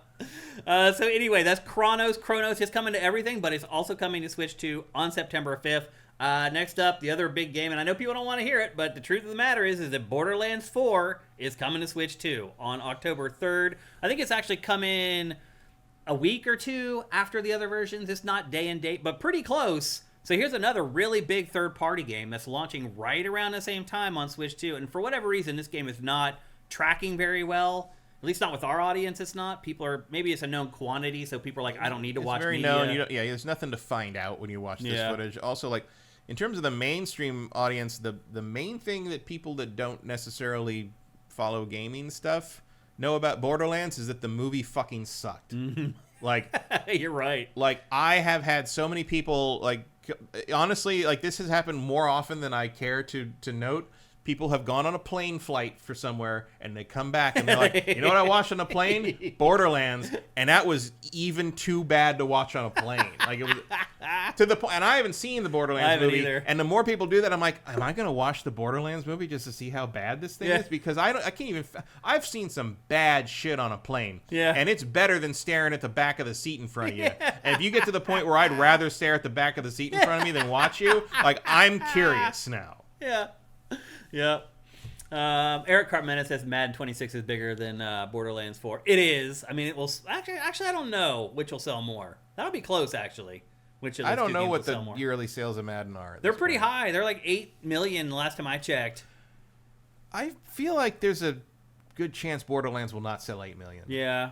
It'd probably get around 5 or 6 would be my guess. Yeah. I mean, Madden probably will outsell it. But let's be honest, Eric. As much as you and I love American football, most of the people watching GameFace do not. And so, for our audience, Borderlands 4 definitely one of the people game. Hosting it does not. Right, exactly. So, that's a good point. I don't have anything against football. I was born without the gene that makes me care about what a stranger can do with a ball. Yeah. So, and somehow I was. It's very bizarre. most people have. Yeah. I mean, I am certainly the oddity in that regard. Most people do seem to care. I Even think- if it's not football, they have... I think a lot of it is just like belonging to a community and Yeah. stuff like that. Yeah, there's a weird psychology that goes into it. But anyway, Borderlands 4 is coming October 3rd to Nintendo Switch 2, so you won't have to wait very long if you're a Switch 2 owner and you don't own the other consoles. I don't imagine there are too many people like that. At least I kind of hope not. Next up, the game that they started the whole thing with was Monster Hunter Stories 3. Matt, and when this happened, I was like, oh, I see what's coming now. Here come the monsters. It's just like, if this is what you're going to lead it off with, Yeah. that means the rest of it's not going to be all Although that great. these games did do very well. So Monster Hunter I get Stories it. 2 sold way better than the first one, for sure. The other thing about it is, weren't both of those Switch exclusives? To start with. Or wait, yeah. the first one was a 3DS exclusive, if I remember That's correctly. right, and they did a Switch version, and Right. then 2 was on only Switch for like the first year or something, I wanna And say. now this is multi-platform, Yeah. so they've bailed. Like, everyone's bailing on exclusive. Exclusivity is basically over. It's dead. And I was even telling my friend, so one of my friend who, she desperately wants to play the new Stalker, but she doesn't have an Xbox. She's Ukrainian, and Oh, wow. she's like, I want to play this game because it's about made in my home, made about my home. I love the Stalker games. And earlier I was like, well, the Xbox, and now I'm like, because I'm like, just hang on to your PS5 because I have a feeling it's gonna. Once they're done patching the shit out of it, I have a feeling there will be a PS5. Oh, it's definitely coming to PS5. Everything is going to come to PS5, and it won't even take that long in the future. I don't think. I don't think there's going to be long. Which honestly, delays. like, I don't have a problem with that. I don't either. Like, I don't care at all. The more people get to play something, the better. I agree 1,000,000%. Now back to Monster Hunter Stories 3. For those of you who don't know, finally you have liberated Monster Hunter Stories. Yeah. The whole world can play it at the same time and sing together as one. Yeah. With their monsties. Yeah. So it is multi-platform, and to Matt's point, there's kind of a Pokemon element to this. Yeah. It's a turn-based RPG that has like critter collecting elements to it. I prefer it in thematic and just tonally to the main series because you're collecting them and not killing them. Also, the stories in this are way better than the stories in the mainline. There Monster is a story. That's why it's called Monster Hunter Stories. Right. It's like a legitimate plot. It's like, well, here's a new land. Let's kill it. I mean, Monster Hunter is a pretty good like unintentional satire of colonialism. It is, yeah. But I don't think that's what they're trying to do with it. Nope. As you said, unintentional. But I'll be honest with you, I kind of like Monster Hunter Stories more than Monster Hunter. I do too. I mean, I obviously don't like that they call them monsties. Yeah. But like, I don't know why that bug like raises the hair on the back of my neck, but it does. But in general, I thought I didn't play the first one, but I thought 2 was very good. Mm-hmm. They were both good. I enjoyed both of them. So. This is coming to everything. It's not just coming to Switch 2, but obviously... And actually, it's worth noting that both of them are on deep discount sale on Steam right now, if you're curious. Yep. I think you can get the first one for like $5 or something. Oh, wow. Or like $7. It was very cheap. Okay. This is PC, PS5, Xbox Series, Switch, and Switch 2. Yeah, I thought for a second maybe there was Switch, but it was just Switch 2. So anyway... I have a quick synopsis of the game. Cashew is a rider of a Rathalos in a world where the environmental calamity known as the encroachment is threatening everything and causing two kingdoms to start a war. Yeah, there you go. Yeah, it's an RPG. Well done. A Japanese RPG, for sure. Next up, a brand new Katamari game, Matt, called Once Upon a Katamari. It's the first new Katamari game in over a decade, I think. What was the last one? I don't remember. I couldn't even name the order of them. I couldn't either. I don't even know how many there are. Even this one, it looks exactly like I mean, there's only so much you can do. I mean, it's a unique concept that nobody has stolen at this point. One day I would love to see one which is just like I don't know what you'd call it. It'd be like, I guess you'd call it like Katamari Real or something, but I'd love to see them do like a photorealistic one, like a live action Katamari. Just that's the video game movie I want to see, or even just like one level that's like totally photoreal and just like great. Is the most disturbing thing. You roll all the way up to this like a realistic like solar system kind of thing. Yeah. They've done that in the main games. Like you've rolled the universe up before. Yeah. So I'm into it. The setup for this one is that Earth was accidentally destroyed and the starry sky has vanished. Your job is to restore the stars of the universe, and yeah, there you go. The king of all cosmos is bad at his job. Is all I can get. Yep, there'll be online modes like Katamari Ball. Yes, Swan, Katamari and Unreal 5. That's what I want. Seriously, I want to see that. If they can get rid of the stutter. Yeah, seriously. But there's online multiplayer in this. There's character customization stuff, which seems a little weird. New songs, which is actually really important for this game. I remember the first time I loaded up the first one. We just moved here. We must have been here like a couple months maybe. And Blair Butler was living in my second bedroom because she hadn't found her own apartment yet. And she came home from wherever she was, and she went to take a shower, and I went to play Katamari. And I saw the intro, and I just turned it off and waited for her to come back out. I'm like, you need to see it. I had to stop because you need to see this. As soon as the geese came out from the side and started singing along, I was like, well, Blair's got to see this. Yeah. So, yeah, that was... There's no game like Katamari. No, there's not. There really isn't. Very few things. Untitled Goose Game made me feel similar things. Yeah, same vibe. Just in like, I can't believe this exists. I can't believe someone had this idea and was like, you know what, we're gonna do it. And someone greenlit it and put like millions of dollars behind it. Thank God for people like that. It is coming soon too, on October 24th, 2025. October of 2025. October's pretty packed. It may be one of the best months for video game releases. October is the new ever. February. Like the dossier for October, I may have to do 20 games. I'm not exaggerating. It's that insane. Yeah. A lot of games are going to get lost in that shuffle, for sure. I feel like every big game is coming out in October, and that one's October 24th. Next up, a new game. Where are you, Metroid? Yeah, seriously. Probably not in October. Still no release date. No. People are starting to say it may be delayed. Nintendo had to issue a statement this week saying, no, it's still coming this year. Mm-hmm. They're starting to flirt with disaster there. They better get on it and figure it out. Like, if it is, what do you... What are you waiting for? What are you waiting for? Yeah, what... Like, what date could possibly be some huge surprise that you want to hold it? I don't get it. I don't know what's going on. I don't know. And why did that out now? Like, right in the paste up subway, happen in the tube in London. Like, what's going on? It's so weird. Something's weird. Why would you play coy with Metroid Prime 4's I don't release know. date? Like it's not. I mean, I love Metroid, but it's not like one of your Most 800-pound people gorillas. don't. Yeah, That's the truth. it's like your actual 800-pound gorilla is more Right. sales friendly than Metroid. That's frankly, funny. You should make it as easy as possible Yeah. for people to learn about Metroid Prime 4 and prepare to buy Metroid Prime 4. I don't know what Nintendo's doing. yeah, you should have a huge run up to this thing. Absolutely. Which makes me wonder if, like... Maybe it'll be my birthday present. Yeah, I don't know. Like, seriously. Next up, a game... It doesn't really matter when you put that out, right? It doesn't. have to be a holiday It game. doesn't matter at all. It's going to do the same sales no matter Right. what. It Yeah. really is. Next up, a game that we thought was a new game, but as it turns out, on closer inspection, it only kind of is.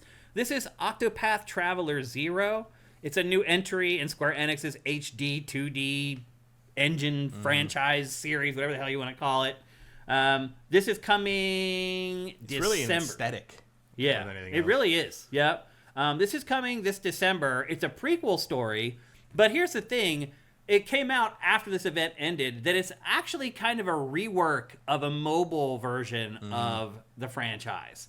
It's kind of the same story and the same setup, and like they just kind of reworked it. It's kind of like a remake of the mobile game, which, whatever. A lot of people never played the mobile game, and it's a gotcha game. It's and new to you.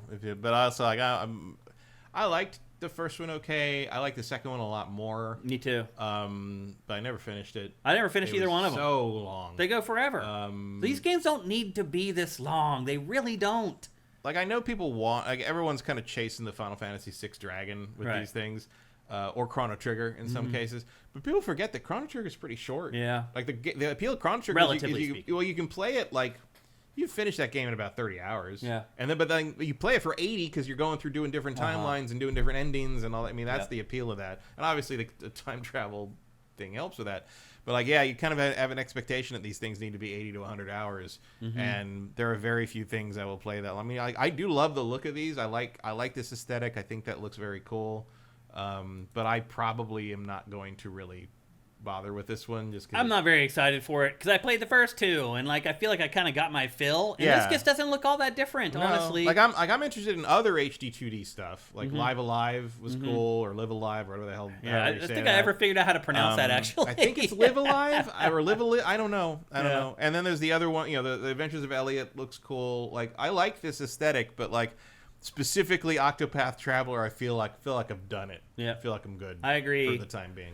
It is coming out December 4th, 2025. They do say that some of the new features, you can customize your character.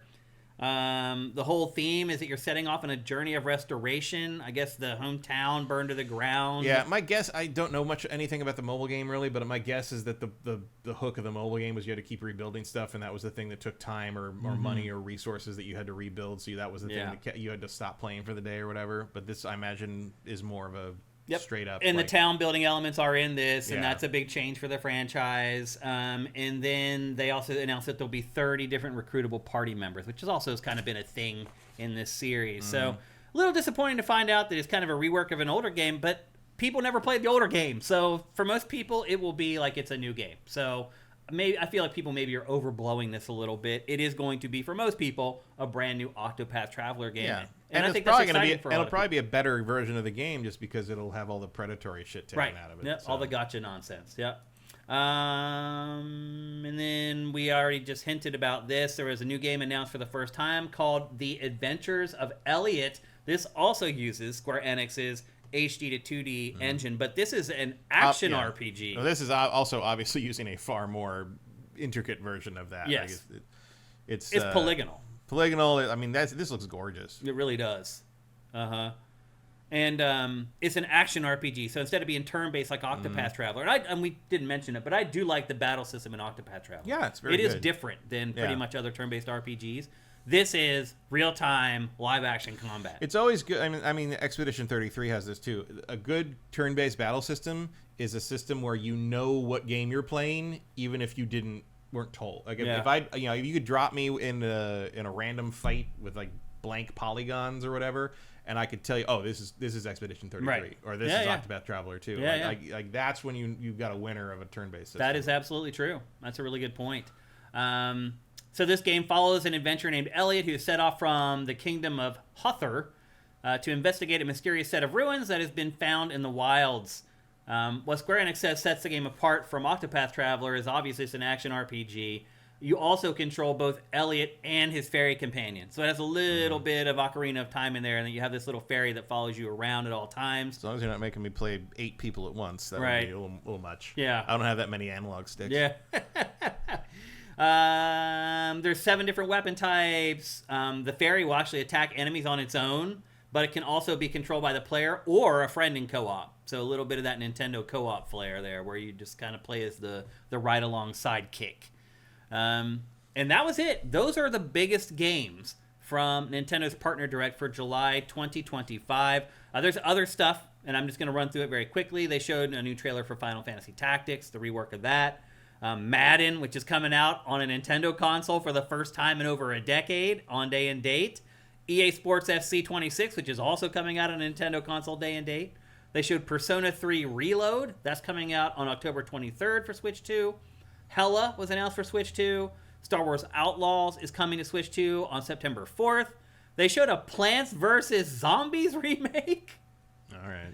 Okay. Are we at that point now? I mean, it does feel like Nintendo is starting to look at Switch 2 as almost like a mobile platform at times, which, okay, it kind of is, I guess. I mean, isn't Plants vs. Zombies old enough to start getting remakes now? It is, yeah. Which, I mean, I'll be honest with you, did they really need to make a Plants vs. Zombies 2? They really didn't. Like, I played 2, and it was just like 1. They could have just kept adding to the first one.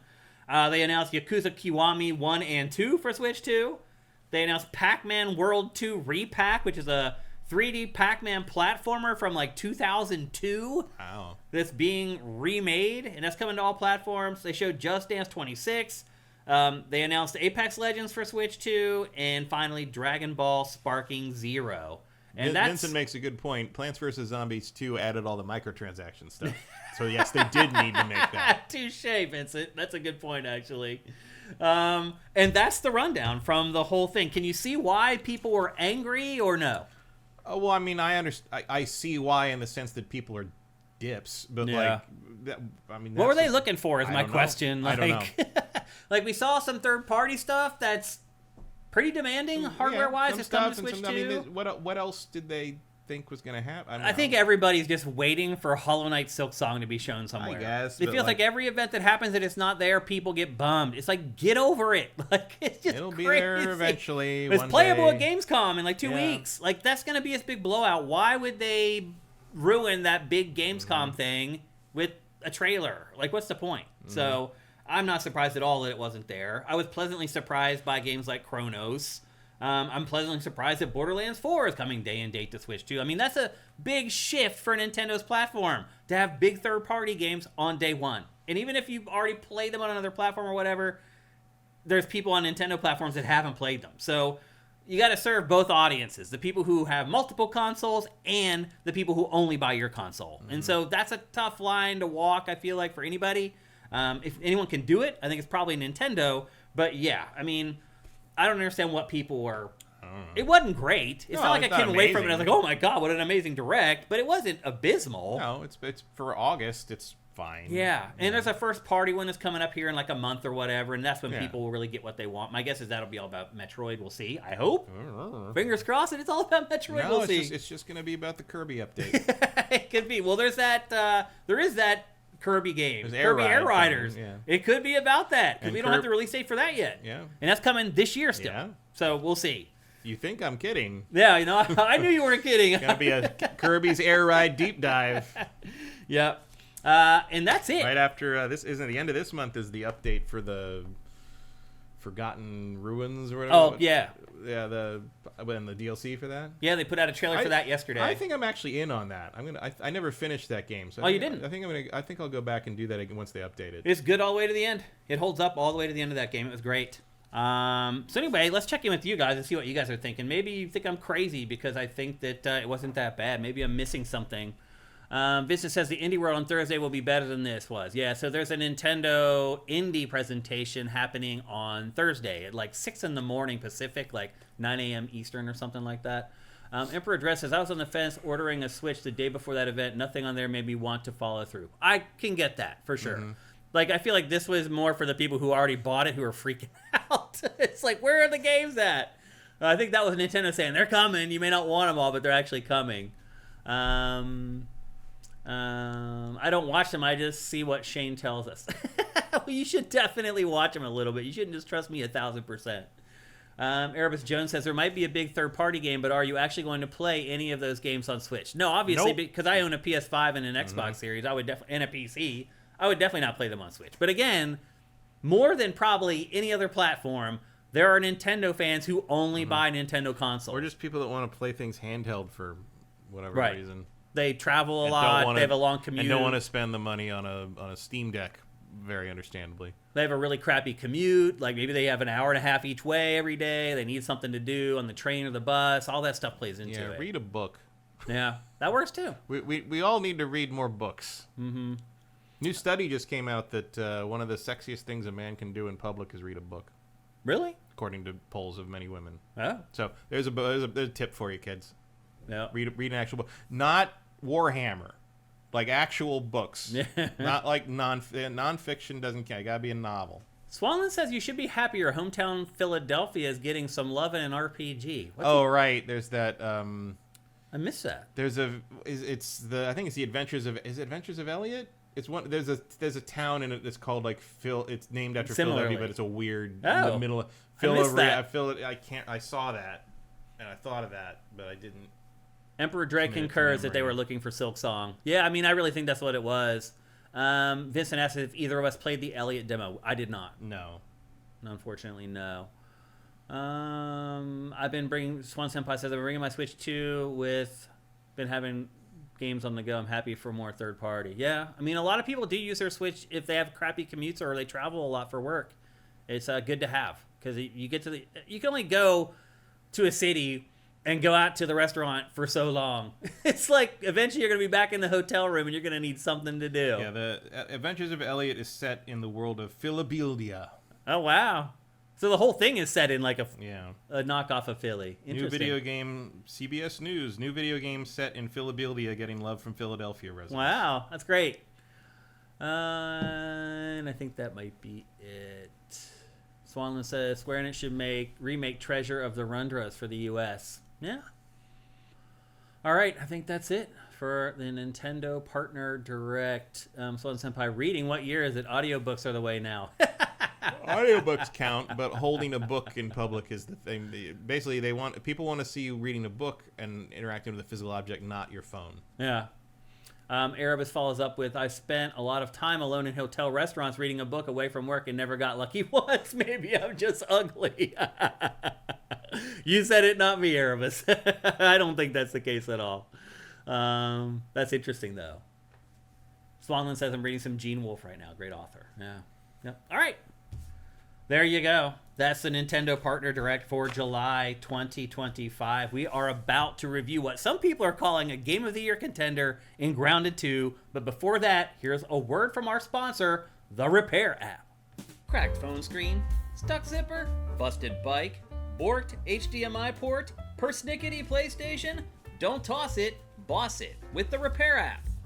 The mission is to build a world where repair is the norm, not the exception. Snap a pic, describe the issue, and find local pros ready to fix it fast. It's not a marketplace, it's a movement that saves your stuff, your sanity, and the planet. No fees, no credit cards, no data collection, no stress. Just fast and fabulous fixes. Track your items and the repairs, log warranties, build a repair history, and become the hero your stuff deserves. Fight landfill guilt, save some cash, and support local business all at the same time. And best of all, It's free. Join the Repair app waiting list today at therepair.app and be among the first to get access. Fix it, keep it, repeat, because trash is so last century. Yeah, that's another angle of the Repair app that I didn't really think about until just watching that ad for like the 20th time, is that this is going to be a boon for businesses that fix stuff. Like, you go around LA, there's just so many businesses here, and I see them, and I'm like, how does that place stay in business? I feel like a lot of them are just money laundering operations. Some of it is, but some of them just have had the same customer base since like the 60s. Or they own the building because Yeah. they bought it in the 50s or 60s, and they've just kept their little cobbler business or whatever going on there. And as long as the other businesses in the block pay the leases, they Right. can afford the property tax. And Right, that's kind of exactly. how, But there's tons of little repair places around LA.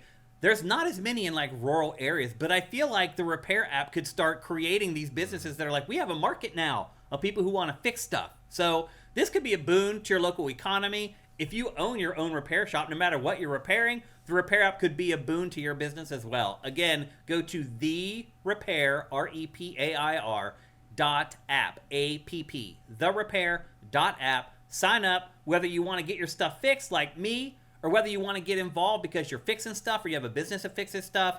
Sign up there. You'll get alerted when everything launches, and you can immediately go in and either set yourself up as a customer in the app or set yourself up as a vendor so that people can reach out to you to repair your stuff. And I know if the Repair app comes to LA, it will have a field day going around trying to get people signed up, because literally it feels like every block in LA there's like a shoe repair place. there's a place down Wilshire near the academy. It's not near the academy. I think it's like closer to the Larry Flint building probably. Mm-hmm. But there's this. I've driven by it all the time, especially it's because it's near the old G4 building, and it's just this old rundown like appliance place, and it's just got a Maytag and Whirlpool. It's got all the logos up top, and it's just like an appliance wholesaler and repair place. Yeah. And it looks clearly nothing has been done to the front of the building since like 1958 or something.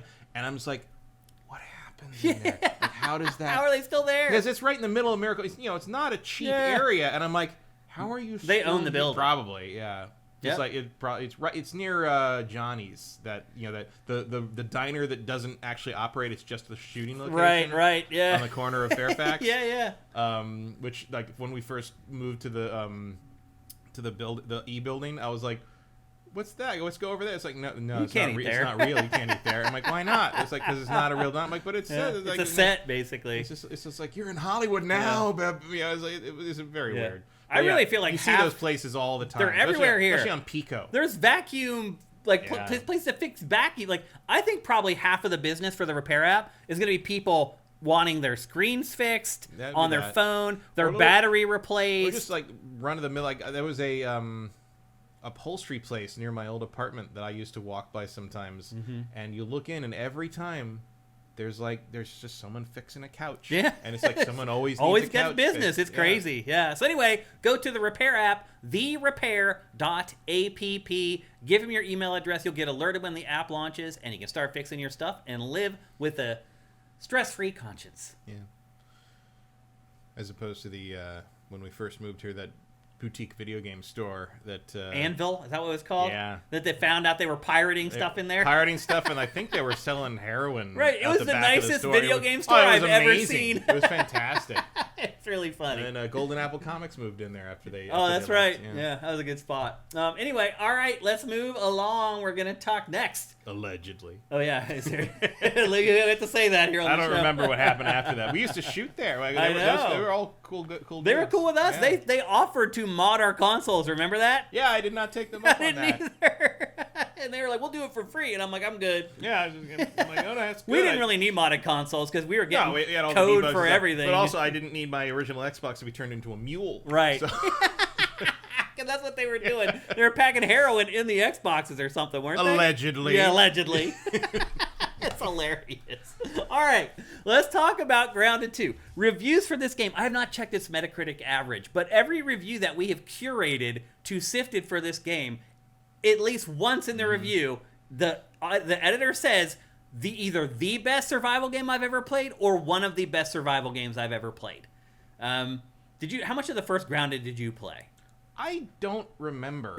Like I must have played like 5 or 6 hours of it at least. But I never played the 1.0 version. I didn't stick with it until I played it at to early access, and I liked it fine, and I couldn't tell you a goddamn thing about it. Yeah. Like I've been playing this Other one. than the premise. Right. But I've been playing this one, and I'm just like, I don't know how to compare. I do like this one, but I'm like, I can't make a direct comparison to the original game because I A, never played the final game, and B, I just don't remember it well enough. I mean, one thing I do remember about it is it was harder than I thought it was going to be. Like, I thought it was just like this Honey, I Shrunk the Kids game for kids. That like 4 and 5 year olds are going to be able to play and you just run around and kill insects. Oh no, that's not what the first one was, and that's not what this one is either. I had done enough Obsidian PR stuff that I knew that Grounded was not that. Yeah. Have you figured out what the plot is in this?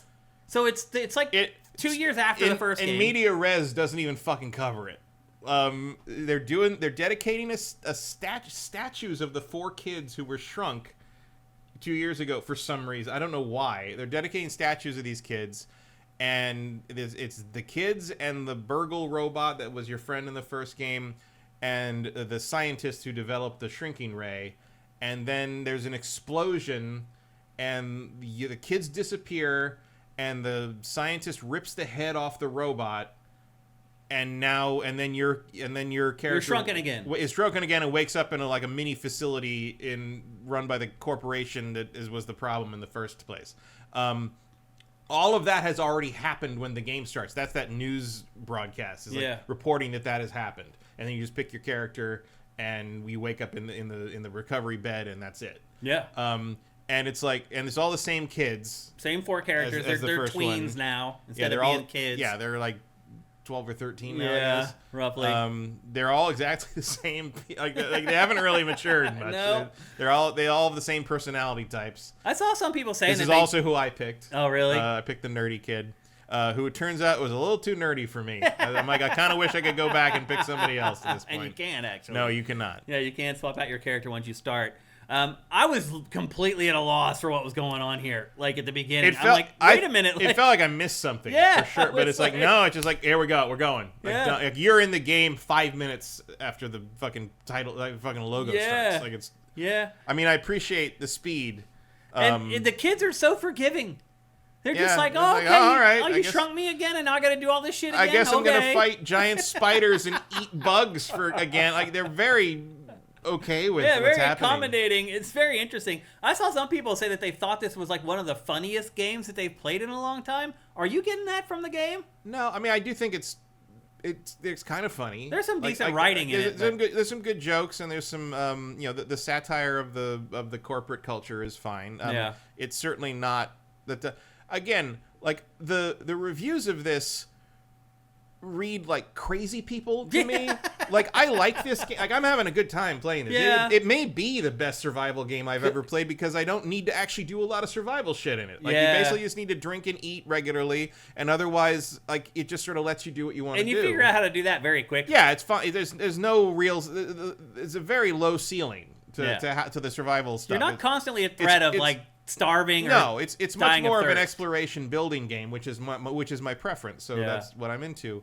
But like game, I mean, it is one of the better games I've played. Is it on the level of like Split Fiction or Expedition 33? No, I wouldn't say that. Also, it's version 0.1.1. Can you wait for the game to be finished before you want to start throwing the Game Awards at it? Jesus Christ, people. I mean, just full disclosure, I am not a fan of survival games at all. Neither am I. Neither am I. The first one, I played like you. I played it maybe 5 or 6 hours and was like, I get it, I'm out. I mean, again, I don't remember the first one very well, but this feels way less survival-y than the first one. I have played this way longer than any other survival game, I think maybe ever. Way longer than I played Ark, Survival Evolved. Like, I start going back, like Frostpunk. Well, the part of the thing there is that this is a game. Yeah. Like you wouldn't necessarily know this is a survival game if it didn't have a thirst meter. Right. Like, it's not that deep in terms of like what it wants you to do survival wise. I think more it's a of good building happy simulator. medium. Yeah, For people who aren't psycho like this is survival people. extremely accessible. It is, yeah. Like once you figure out that like you can just eat mushrooms for food and that you can find dewdrops on pretty much all the plants, all the stress goes away. This isn't even as hardcore survival as like No Man's Sky. No, I agree. So It's which way- is good. I mean, that's a That's compliment. why I've stuck with it. But still, the tenets of survival are still here. You're running out, you're killing stuff and collecting stuff, and that gives you resources that you take back. And like in the case of this game, there's this little contraption that you go to where it analyzes everything that you've collected. Once you analyze something, it opens up the ability to craft new things. And that's the loop. You go out, you collect stuff, you bring it back, you analyze it. It tells you, hey, now you can build this. And then you go out and you build it. And that's pretty much the premise of Grounded 2. Now, obviously, the whole small person, big world motif adds a little bit extra spice to it. Yeah, it was particularly cool. if you haven't played the first one. Or you don't remember the first Right. one. I mean, I don't know. I don't get tired of like giant insects running around. I mean, I do get. I kind of annoys me that they made some of them cute. Yeah. Because I'm like, I gotta kill this thing, dude. Like, I don't make me feel bad for killing a weevil. I Like, don't feel bad. I mean, you're right. Some of the animals are, you feel a The little harmless bad. ones but like the are- spiders and the scorpions. Oh, and yeah, like, for I don't sure. feel bad when I finish those. No, but like that's a fine. ladybug, I'm like, Yeah. why am I killing a ladybug? Because it's like you need a ladybug part for them. Like, I don't want to kill. Also, the ladybug's got a lot of health segments. Oh, I'm not man. fucking with that ladybug. Yeah, it dude. takes a long time to take them down. But that's what this game does. It's like, it'll say, you need to build this thing. And you look at it, it's like, I need this, Yeah. and this to build the thing. It took me so long to find an acorn Yeah. that, like, I had to go to the oak tree. Yeah, well, for one thing, like even early on, they want you to get acorn stuff and like dandelion stuff. I didn't even realize there were dandelions around me. I wasn't looking up to see what was at the top. And I do appreciate that, where it's like that, or like early on, they want you to get like grass seeds to like upgrade your wrench, your Omni tool. Yeah. And I'm like, where the fuck do I get grass? And I look up and like, oh, there's the tops of some of the grasses are germinating. I chop it down. There they are. I'm like, Yeah. It has It's not all that easy, but for the most part. But it has a nice logic to it. Where, It does. like you said, if you see an oak tree, you're like, well, I guess I'll go see if there's acorns over there, and there probably will be. Like, that's the way the game is.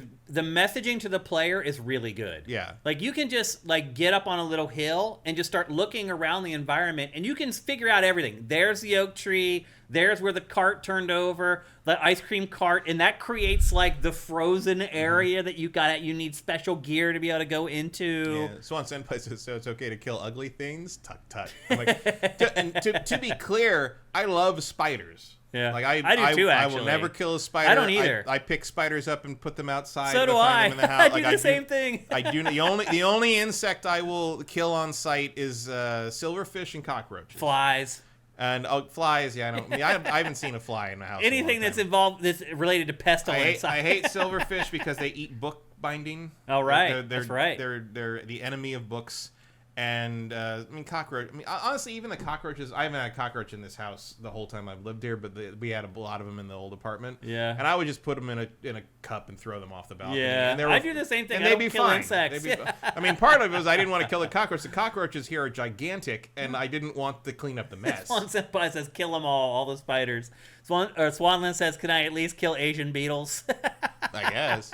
I name the gardens the giant orb weavers in my garden every year. Yeah. Like that. I love, but yeah, these spiders in this game are assholes. Yeah.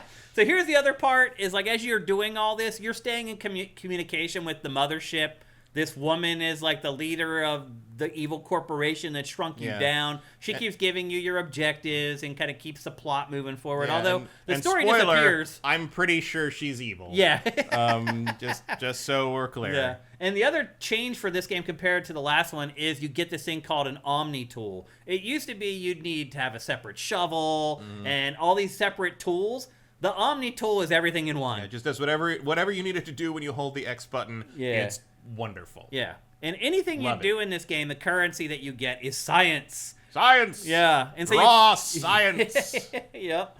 And so you come back and there's like a skill tree for the Omni tool that you could unlock. You're seeing right now. And that requires your science and the stuff that you've collected out. And you can see in the bottom right there all the things that you need to upgrade it. And you just have this skill tree that keeps upgrading the Omni tool, because eventually you get to a point where you can't chop down the trees anymore and it needs to be more powerful. You can't dig stuff up anymore. It needs to be more powerful. And that's where this skill tree comes into play. And that's kind of the gameplay loop. The story disappears for long chunks of time. Yeah. Like, the story moves really, really slow in this. It moves more or less at your own pace, as long because you don't need to go to that marker. Like, early on, I'm like, I'm gonna go find the thing. I'm not gonna build this. I want to build. At some point, I unlocked the ability to basically make samurai armor out of red ant parts. I'm like, I'm gonna go do that, because I don't like wearing my stupid leaf hood anymore. Well, you definitely need that, because to get your mount, you have to go and attack an ant hill. And if you don't have that armor, good luck. Because that's the other thing about this game. The enemies in this are they're a nightmare, to put it. Like, I can't tell you how much time I spent running away from enemies in this until I get powerful enough to, like, fight them.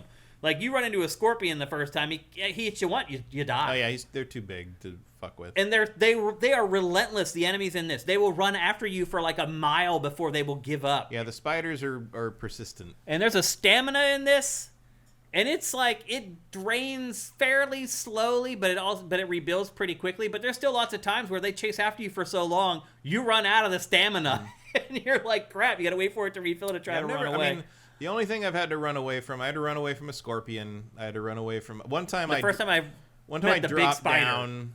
I dropped down off a thing and I landed like literally in a spider web, and like 2 of the big orb weavers and like 4 of the spiderlings showed up. I'm like, well, can't take those guys, and I just booked it back to the. It's hard to get off the spider webs. You stick on there. You got to dash to get off of them. And other creatures can end up in them too, and that will distract the spiders so that they don't bother you. Which is that's one thing I'll do is if like an enemy's chasing me, I'll run into another enemy. Because there is like an ecology in this game where they'll fight each other and they'll get distracted by each other. So sometimes if they're chasing me, I'll just run towards another creature. And once I run past that creature, the one that's chasing me will engage with that one and they'll start fighting and I can get away. But yeah, you get hit a couple times by even like the mites in this at the beginning of the game. Like you get hit like twice, you die. Like, yeah, one of the best things you can craft early on is the shield. Mm-hmm. Yep. Because you can block, but without the shield, you still take a lot of damage. Yeah. I mean, you Even can when dodge, you're blocking. but like there's a lot of enemies that attack in multiple stages that like the dodging doesn't really help you. Yeah. Especially the soldier ants. The soldier ants really know when to do the follow-up attack. They really do. The least convenient moment. Yep. But eventually, and I stopped recording B-roll before I got there, but eventually you get a mount, like you go into this ant hill and you fight all the way through it, and you build this incubator and you take the eggs. And that was my odyssey to find the acorn, because you need the acorn parts to build the hatchery for that. And I'm like, I haven't even seen an acorn. And I'm like, oh, there's a tree over there. Yeah. Like, I like the kind of that the ecosystem does make sense to a degree that like someone, if you're familiar with the backyard. Well, just starting shit in the ant hill. That's no wonder you're getting killed. Yeah. Like I like that when they're mad at you, they get red eyes. Yeah. The very clear indicator of like, is that ant coming towards me or is that ant attacking me? Right. And that makes it very obvious, and I appreciate that. I will say this: I would definitely not have enjoyed this game as much as if I had to review it under embargo without guides and stuff out there. Because it's like you get a recipe for something and it's like, I need a weed tuft or whatever. And it's like, well, I don't remember where those come from. And it's like, you could run around looking for dried weeds for the next 20 minutes. Or you can just go to Google and just search for it. I haven't done that yet. Really? No. You haven't found stuff where you're like, I don't know where I get that? No. Yeah, I have. I mean, I have, but I just look around until I find it. Yeah, see, I don't. I'm like, screw that. I'm not going to spend the next 15 minutes just looking around. And I just search for it. And I think if I had to look around, I would enjoy this game a whole hell of a lot less than I did. And you don't. And the good news is, you don't have to. You can just use the internet to play it. But I feel. Why don't you just sleep in the structure? How do you sleep in the structure? No, I'm asking that just in terms of the game I don't logic. know. Like, you have to go build a lean-to and sleep outsght of this but you have secured a building location in there. with actual, like, you're just sleep on the fucking couch. Like, what are you doing? I don't, it makes no sense. But that's the loop. You run out, you grab stuff, you try to build stuff to finish objectives, then you come back to this machine, you get it evaluated, your brain power levels up, it unlocks a bunch of other stuff that you can craft. Science. Rinse and repeat. And that's pretty much the way the game fuckers. is. Yeah, they're tough. The larvae. They're tough to fight too. They just annoy me. You get very important parts from them, but you do. Annoy me. Yeah, they have like the toxic sac or something They like have that. the acid glands, and they have the mouth parts you use for the better spear. Yep. And then these molars that you find those are hidden your big upgrades. You use these to upgrade your abilities. There's a whole separate like ability tree that you level up aside from the Omni tool tree. You can at least for me, I was able to equip 3 of those at a time. They're like buffs basically. So it has pretty much all the stuff that you would expect from a survival game, but it's just a lot more gentle. I mean, you even saw in the B-roll, I've died a lot in this game, but when you respawn, like, I will say this, I am kind of save scumming in this a little bit, because when you die and you haven't been saving, it'll send you back to like the latest outpost that you were at, and a lot of times you'll lose your backpack. You have to run back and get your backpack. You don't lose back. all of it, but you lose some of your stuff. Yeah, it seems like the most important stuff is the stuff you do not lose if you die before you get your backpack back. The backpack does not disappear. It stays there. Because I had a lot of trouble. The first time I died was fighting the soldier ant that was guarding the dead employee that she wanted me to find. And I must have died 6 times. And at one point, there were 4 backpacks laying there. And so it's not Dark Souls. It's not you're going to lose all your stuff if you don't get back. Oh, yeah, it's not that punishing. It's not that bad. But I found myself annoyed by it. And so I just started like save scumming and just saving like all the time. Well, I've actually find that that's a great weapon. No. I found that the respawn at closest station is very valuable. Yeah. Once you start getting way out there into the... Because you do. Like, there was one time where, like, I had not put a marker on the base, and I could not find my way back to base. Yeah, you can put these, like, trail markers down and put an icon on them, and it'll always show up no matter where you are. I got, like, a mile away, and I was like, I have no idea how to get back. And for whatever reason, I had not discovered the map in that whole screen yet, because it's not where it usually is. It's on like the left button instead of the right start button, and so I hadn't discovered that yet, that there was a map there and all the what you're seeing right now, basically this whole interface here. I didn't discover it for the first several hours I played the game. Wow. And so I was running around, and I'm like, how the hell do I get back to base? And then finally I found the map, and I was like, thank God. But yeah, you can get way out there and kind of get in trouble, getting like far away from base in this, because you can't sleep. Like, there's a bunch of stuff that you can't do until you get back to base. Did you set up your base like away from like the main base you start in, or did you do what I did and just start it right outside the door? I set it right outside. That's what I figure most people do. Because I needed to be near the analyzer anyway. Right. So. Yeah, that's what I figured too. But I'll say this. There's like other things like you can buy at this little store kiosk in the base that like it's like, oh, you can buy like 2 multi-story. I'm like, it's gonna be a while before I build a multi-story base. Thank you very much. Yeah. The other thing I noticed about this is that it has like a Stranger Things like synth vibe to it. Yeah, it does. The story doesn't happen all that often, but when it does, they very much try to ape the whole tone and feel of Stranger Things with the music and everything, and the teens and the small town and blah blah blah. But again, the story doesn't pop up very often in this. It disappears for like hours and hours at a time. But yeah, I mean, again, I ended up playing this far more than most survival games. There's a day-night cycle in it, but doesn't seem like the game is affected by weather all that much, other than when you get to where the ice cream thing tipped over and it's cold there. But otherwise, like, weather doesn't seem to have a big effect. I didn't see, like, raining didn't really seem to matter, but you think it would, because those drops would be very large. This is very simplified compared to a lot of survival games that you may have played even before. Compared to the last one, I think, which is fine by me. Yeah. But look, this game, I have barely scratched the surface. That's the other thing.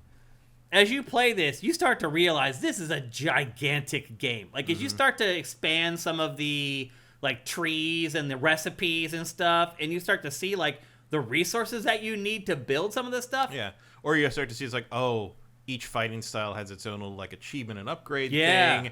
And, like, the armor has, like, classes to it. It's there's almost, a rogue one and a sharpshooter one. It's like, oh, okay, so there's, like, specializations, and it ties into the multiplayer.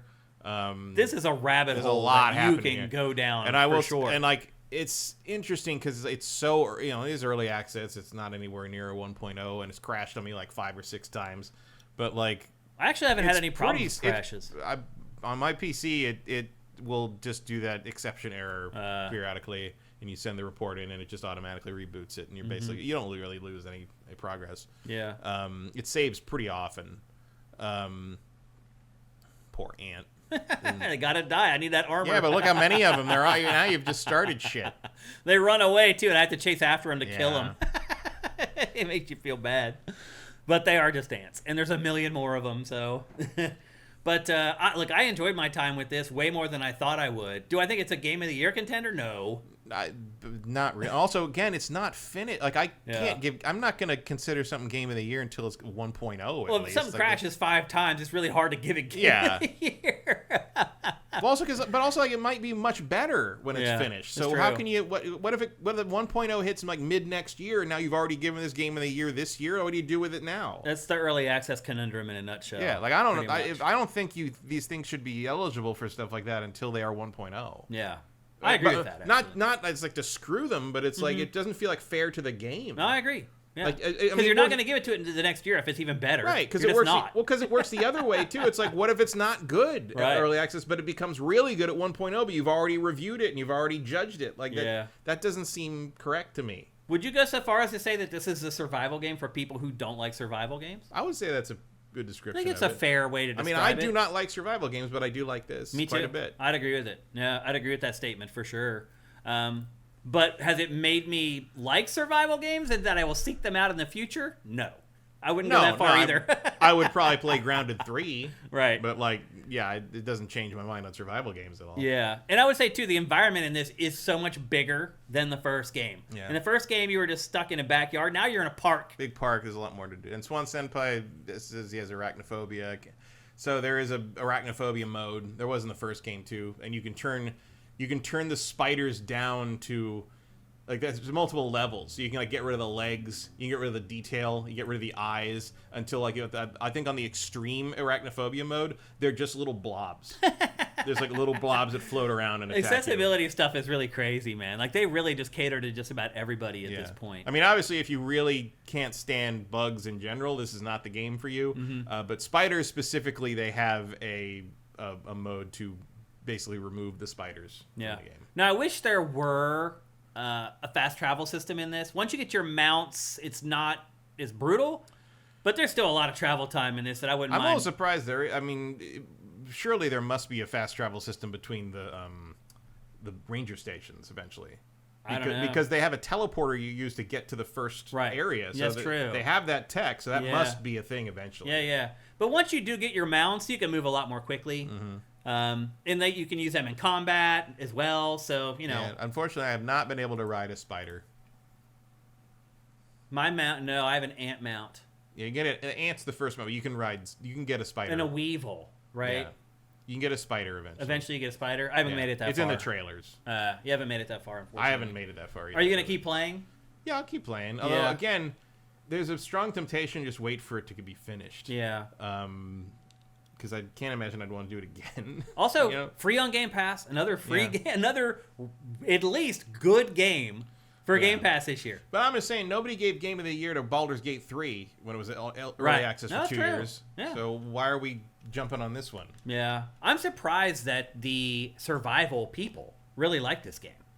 That they're talking about it as Game of the Year. Yeah, it's not really the survival thing is very minor. Yeah, I mean, I would think that they would hate it because they're like, this is way too simple. Right, it feels way more like an adventure game. Right. Adventure exploration, which is what I prefer. So obviously, I'm into that. But I'm surprised that someone who loves Ark would survival would think this is a good survival, because I don't think it is a very good survival game if you're interested in survival elements. Right, I agree. There's not much there. Yeah, and I'll say this: if you played Ark like I did, you tried Ark a couple times and it just never clicked with you, that doesn't mean you won't like this, because I didn't like Ark either. It was way too much. I literally died before I chopped down a tree 8 times in Ark. In this, it's not like that. It's not as punishing. And even playing this early on, I was just waiting for that other shoe to drop of when am I going to hit the wall where I can't play anymore because the survival stuff bugs me too much. Yeah. And it's just never happened. It never came. Yeah. It gets a little annoying, like I said, when they're you have a recipe and you have 4 of the ingredients, but you need to get 2 more. You need to figure out where they are. I started doing it like you and actually looking for them, and I just got tired of it and just started Googling it. Well, I like it because that's a good impetus to go explore more. I'll say this too. It makes me go somewhere I haven't been before, and that's how I run into a scorpion and have to run forever. Yeah. So Here's the funny part, though, is it all makes sense. So Yeah. it's like, I couldn't figure out where I would get a dried weed clump. And I was like, well, I need to find dried grass. Where would I find dry grass? It never occurred to me that right look there. in the shade. Yeah. Because the weeds die in the shade because there's no sun. And so if you go under like a big table or whatever, there's a bunch of dried weeds in there. So there is a logic to it. Like if you think about it, like finding the acorns. Just look around. Oh my God, there's a huge tree. I'm just going to walk towards the tree. And eventually you get close to it, there's the acorn. So there is that part of it. Like, again, the messaging to the player. Where do you find gnats? There's a puddle. The gnats are all circling around the puddle. Like it's it all does, if you know something about backyard biology, you're gonna be okay. It helps for sure. So shockingly, I enjoyed my time with Grounded 2 way more than I liked the first game, way more than I've liked pretty much any survival game before. I mean, again, I didn't dislike the first game, but I don't remember it hardly at all. I just blanked it out. Yeah, I think part same. of it was I knew it wasn't done, Yeah. and so I was like, I don't care if I remember this, Yeah, because and then it's when going it to be was done- all different. Because it looked. When did it go 1.0? Like 2 years. Like later a or long something? time later. Because that one went. Because that went early access like right in the beginning of the pandemic, right? It did, was yeah. like April or May 2020 or something like that. Yeah. See, a lot of people were pissed at this One of the game. last things I remember I did before the pandemic started was I took one of my friends who got a interview production gig for Grounded. Oh. I took them down to Obsidian down in cool. Irvine. And I'd been there to do was it War? It wasn't War Thunder. It was Armored Warfare. I did some stuff for them for that. And we went down. Obsidian is just killing it, by the way. Dropped them off, came back, went and picked killing them, and it was the middle of a thunderstorm. It was like the worst weather I'd ever seen in early March, and like that was the last thing I think any of us did production wise before everything shut down. And then a couple months later, Grounded Early Access came out, and that's all I fucking remember about it. I remember driving to Irvine better than I remember playing Grounded 1. Obsidian is Microsoft's best investment. It is. It's unreal, the output of that studio. And they've been around for so long. I mean, when I was there for Armored Warfare, there was like one guy in his office and he'd been there forever, and he'd worked on both KOTORs and all the things. And I'm like, this, and he just sat there and like answered every question I had about all the old KOTOR and all the old Obsidian stuff and all the Black Isle stuff. He'd seen everything. He'd been through all of it. He'd been there since basically like the Fallout 1 stuff. Like he knew all those guys, and he'd been through all that. And it was just fat. And I kept thinking. I mean, obviously, like things like NoClip and Dwyer and those guys, like they do that. But it's like somebody's got to record all these guys' stories before they're gone. Because like this is all history. They need to record our stories before we're gone. Yeah, probably. I mean, seriously, man. I'm surprised more G4 people haven't written books. I'm gonna write one someday. We'll see how it turns out. I'll be very gentle to all our friends. I feel like Adam's got a good book in him. He definitely has a good book in him. I hope he writes one. I want to read it. 1,000 pages. Yeah. Yep. Mostly the word fuck. Yeah. Pretty much. It'd be like reading like Hunter S. Thompson's like video game journalism story. Pretty much. Let's check in with you guys. Here, again, here's the thing. This is on Game Pass, so y'all could be playing this without spending any extra cash. Swan Senpai says Rom, and near the end is a room with a giant effer who falls on your head out of nowhere. He's talking about spiders and Bloodborne. Oh. Where are the spiders in Bloodborne? Demon says the current open critic average is 78, so none of the big outlets are giving it GOTY scores? GOTY scores. Goofy. Game of the Year scores. Oh, GOTY scores? I mean, IGN's review calls it the best survival game they ever played. I mean, that might be true. I think they maybe gave it a 9. It might be the best survival game I've ever played, but That's a low bar. Yeah, it's not saying a whole lot. Michael Santiago says, does the game have an ending? Yeah, I think it does. Yeah, I think it's probably... I mean, I imagine you can keep playing after the ending. But people who are fans of the first game are pissed off at this game because they think the first game's way better and that they've just started all over again, where they're like, this thing's a buggy mess, and now we have to spend the next 2 years waiting for Obsidian to slowly update things. So fans of the first game are kind of angry about this game. So maybe don't play the early access version. Right, or just keep playing the old game. Yeah, it's old not game's going still away. It's a nice nice preview of how State of Decay 2 fans are going to react to State of Decay 3 if that ever comes out. Yeah. Well, now we got to start up. I mean, yeah, welcome to the Sims fandom, boys. Noxator United says the last true survival game I played was Don't Starve. That's been a while. Yeah, I didn't like that one at all. Yeah. Next to Twa says the full mode is like gray overs with eyes, which I find way creepier than any spider I've seen. Let's see. It looks like you guys are just going back and forth with each other there. Veritas says it looks identical to the first game. I would agree with that. It is very similar. I mean, we talked about the tweaks that they've made to Is the the art sequel. style the same? Pretty much. Yeah. Yeah. I don't remember that at all. I just Yeah. don't. It's a cartoony. Like yeah. I in my memory, the first one is a little more realistic looking. The kids are younger, obviously. Yeah. And so they look more like kids and like tweens or whatever. But yeah, I mean, it is very similar. There's no doubt about it. And so I could see where fans of the first game were like, why are we doing this again? Like, why are we restarting all this stuff all over again? Why don't you just add to Grounded 1 instead of making a sequel? I mean, I'll admit, I was kind of surprised that there was a Grounded 2. Yeah. I mean, but again, I would never have tried a Grounded 1 update. Mm-hmm. I did try this. Yeah. Because it felt like a new start. That's a good point. And I played it for a long time, too. Yeah. And I never would have played Grounded 1 again No, for that long. no, definitely not. Yeah. All right, well, there you go. That is Grounded suck 2. Suck it. Suck it, Grounded 1 fans. Both of you. Vincent jumps in here at the end. He says the Sims fandom... Stupid Twitch. The Sims fandom wants them to move on from 4, though, but EA won't because it sold too much DLC for it. Yeah, I saw that. Well, the usual Sims thing is like, here's the most basic version of the game imaginable, and now we're going to say all the same expansion packs with different names again. Yeah. Yep. Well, anyway, there's Grounded 2. Neither one of us think it's a Game of the Year contender, although maybe next year it could be.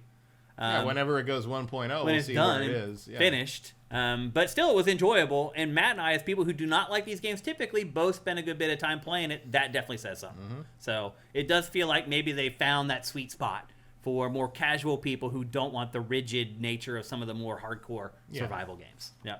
Okay. Let's move on. We're going to talk next about the THQ Nordic showcase. Not for very long, mind you, because it was a THQ Nordic showcase. And to be fair, they did show a ton of stuff, but we're going to talk about 1, 2, 3, 4 of them. Because, again, it's THQ Nordic. Yeah. Do you remember what THQ stands for? Toy and Hobby Headquarters. Toy Headquarters. Toy Headquarters. Yeah, something like that. Yeah. I do remember. Increasingly incorrect name. I'm surprised my file cabinet in my mind managed to pull that file out. Because, again, I think I've forgotten more about games than a lot of people know at this point. Also, that's the first thing that THQ's PR people would like tell you every time That's you meet right. with them. Yeah. You know what that means? Like why don't you tell? Well, it's like Ubisoft and Right. Ubisoft. Ubisoft, yeah. They'd always correct you. Ubi. Yeah. If you said it wrong, that's what they would correct you right away. I saw a YouTube video, and I knew it was an AI narrator because he kept pronouncing it Ubisoft. Oh, yeah. Like, The dead giveaway. like, do you even listen to your fucking video before you put it up? Nope. They probably don't. No, we do not. Okay, let's talk about THQ Nordic. Definitely the biggest game that was in this was Darksiders 4. Matt, you must have been over the moon learning about Darksiders 4. We'll see what it is. Really? Because I thought it was what you had been asking for. Like, I mean, I would like to see them finish it. Yeah. I'm yeah, glad they because skipped. it's picking up where the first game ended. Let's see what it is. Is it a Borderlands co-op game? Fuck you. Yeah. Is it an actual adventure game like the original or like 2? Now I'm interested. But again, this doesn't tell me anything. It just tells me that they're finally going to move past the game they made 15 years ago and cliffhangered it. So good. Great. No release date still for it, though. No, I'll see you in 2027, basically. Yeah. Is what I'm getting You think from it'll be this. that far? Probably. Really? Yeah. I think they'll probably say it's next year and it'll slip to 2027. That would make sense. But sure, I mean, I'm interested to see what they do with it. If it's a 4-player co-op thing, you can go fuck I hope yourself. to God that is not the case. Because here's the thing, Matt. We don't get games like this anymore. Like, this game is a Zelda clone. And Zelda doesn't make Zelda clones anymore. Yeah, but they've all been different. Like, the first game is a Zelda game. Right. The second game is, like, I don't even know what and it is. the third one is... The third one's a Dark Souls clone. Yeah. The second one is a giant, sprawling, open-world thing that I've never finished because it's just too much. Meandering, yeah. And, like, I have 3 spreadsheets open for all the fucking collectibles at some point. And then Genesis is a twin-stick shooter. Right. Which I guess counts as Strife's game because you can play as Strife in that. And again, they didn't all need their own games. Like, you can just move on to Darksiders 4. Thank you. I guess just And get they on have. with it. This is what people have been asking for, though. The continuation of the first game. Hopefully it'll also be a Zelda-like. There's a huge opening at this point for Zelda-likes. Yeah. Like, I guess at least the best credit I can give it is that 15 years later, I knew what this was when the first line was read because I remember that dialogue. Yeah. And it's just like, man, that's a great cliffhanger. And like Liam O'Brien really kills it as Warren. As like, no, not alone. And it's like, yeah, awesome. Now they did provide a couple sentences on the game. The legendary saga of the Four Horsemen continues in Darksiders 4, an all-new action-adventure set in the apocalyptic version of Earth, and continues where the original Darksiders game left off. Darksiders 4 is a third-person action-adventure game featuring combat, traversal, and puzzle solving in a lore-rich post-apocalyptic world. Choose your horseman. That's a little unnerving. Yeah, exactly. That's the red flag. Choose your horseman. Take up one of the legendary horsemen, each with their own unique weapons and combat styles. They say experience fast-paced visceral action, blending melee, fluid traversal, and supernatural abilities. Journey through apocalyptic landscapes, each teeming with secrets, enemies, and mythic bosses. It sounds like a Zelda-like. Yeah, I mean, they don't mention multiplayer, so but they do say choose the horseman. Choose the horseman, but that might just mean you're picking who you want to play as at any given time. I hope. But that really doesn't feel like Not Alone, does it? I mean, my guess is you'll be able to call them in as assists or something. Maybe.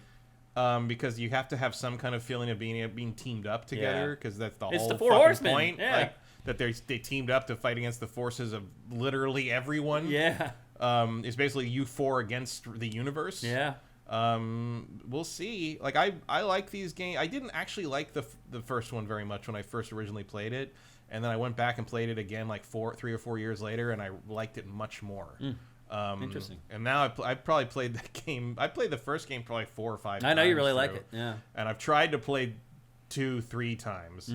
I don't dislike it, but it's just too big. Yeah. And I think I finished 3 once, and that was enough. Yeah.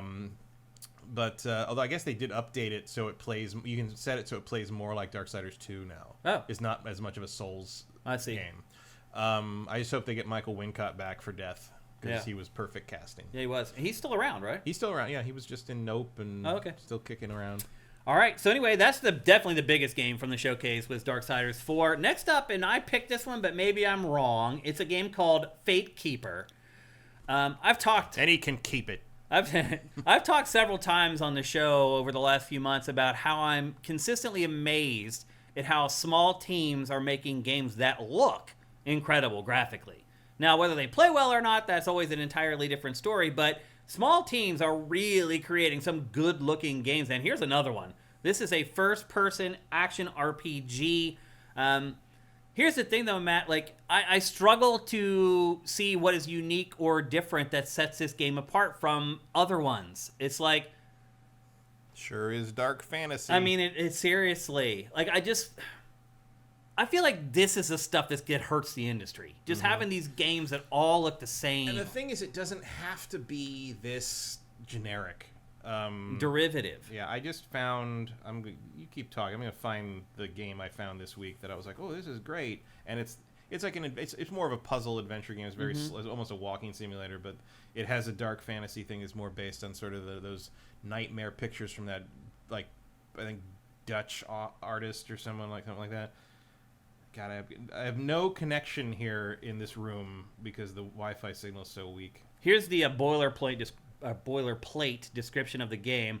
Fate Keeper is a first-person action RPG that blends intense melee combat with precise spellcasting in a richly handcrafted world. Venture through ancient battlegrounds, forgotten ruins, and mystical forests as you uncover relics, shape your path through the meaningful choices, and face enemies that demand both skill and strategy. Customize your build with a deep progression system, master unique weapons and armor, and forge your fate through a world where every encounter and every choice matters. I mean, that could literally be the description of any freaking game. Yep. And it's like, look at this. Like, if I had made this game, I'd be like, I can't believe we made this. This looks freaking gorgeous. But it just is so derivative. It just blends in.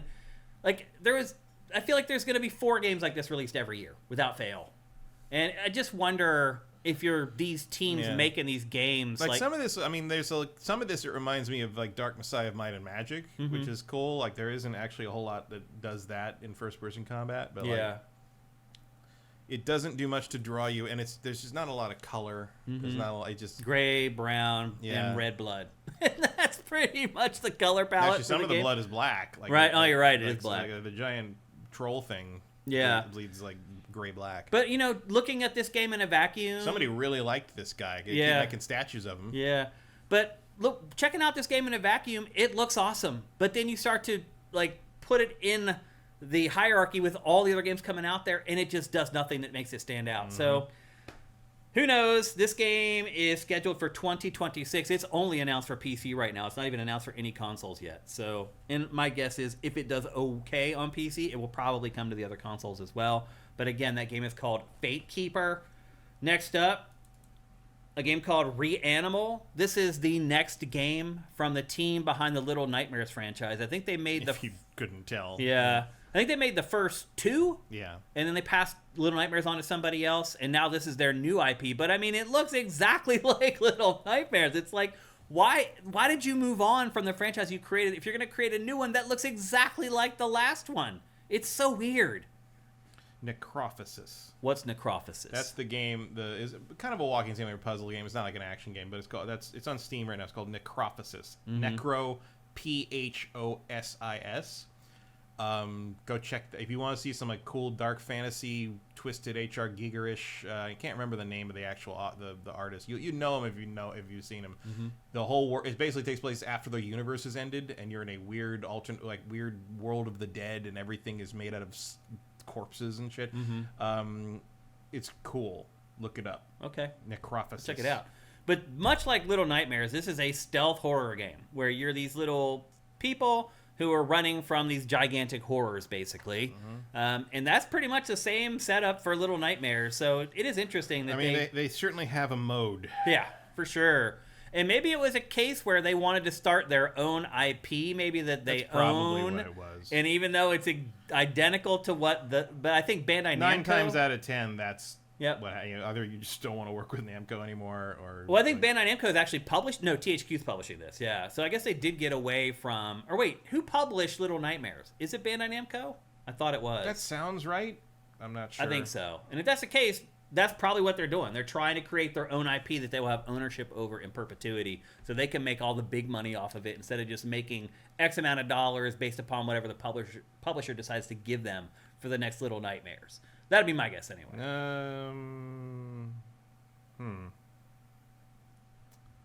Yeah, Bandai Namco published it. Okay. For the for PlayStation, Windows, and Xbox One, they had a different publisher for the mobile stuff. So my guess is Bandai Namco also owns that IP. And, Maybe so. And they're probably like, I don't care if our new game looks a whole hell of a lot like our old one. We want to own this one so we can make all the real money off of Either it. they have it or they just have the rights to it. They just didn't want to. Yeah. You can make it. I don't think Little Nightmares is a 800-pound gorilla enough of a name that you can't make your own thing. No, I agree 1,000%. And here's the boilerplate description from this, and I'll just get the B-roll running again here very quickly. Coming from the original creators of Little Nightmares and Little Nightmares 2, Reanimal is a haunting co-op horror adventure that follows a brother and sister on a desperate journey to rescue their missing friends. Set on a nightmarish island filled with twisted creatures and eerie secrets, players must work together by boat and on foot to survive the darkness and uncover the truth.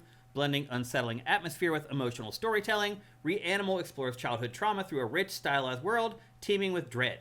Just what you want. A world teeming with dread. That's childhood. It really is. Play solo or in co-op and prepare to share the scare. That's a good line. Prepare to share the scare.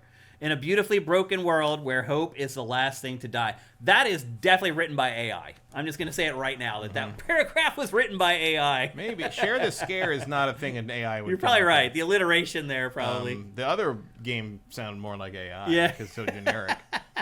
So anyway. Except for M dashes. Are there M dashes?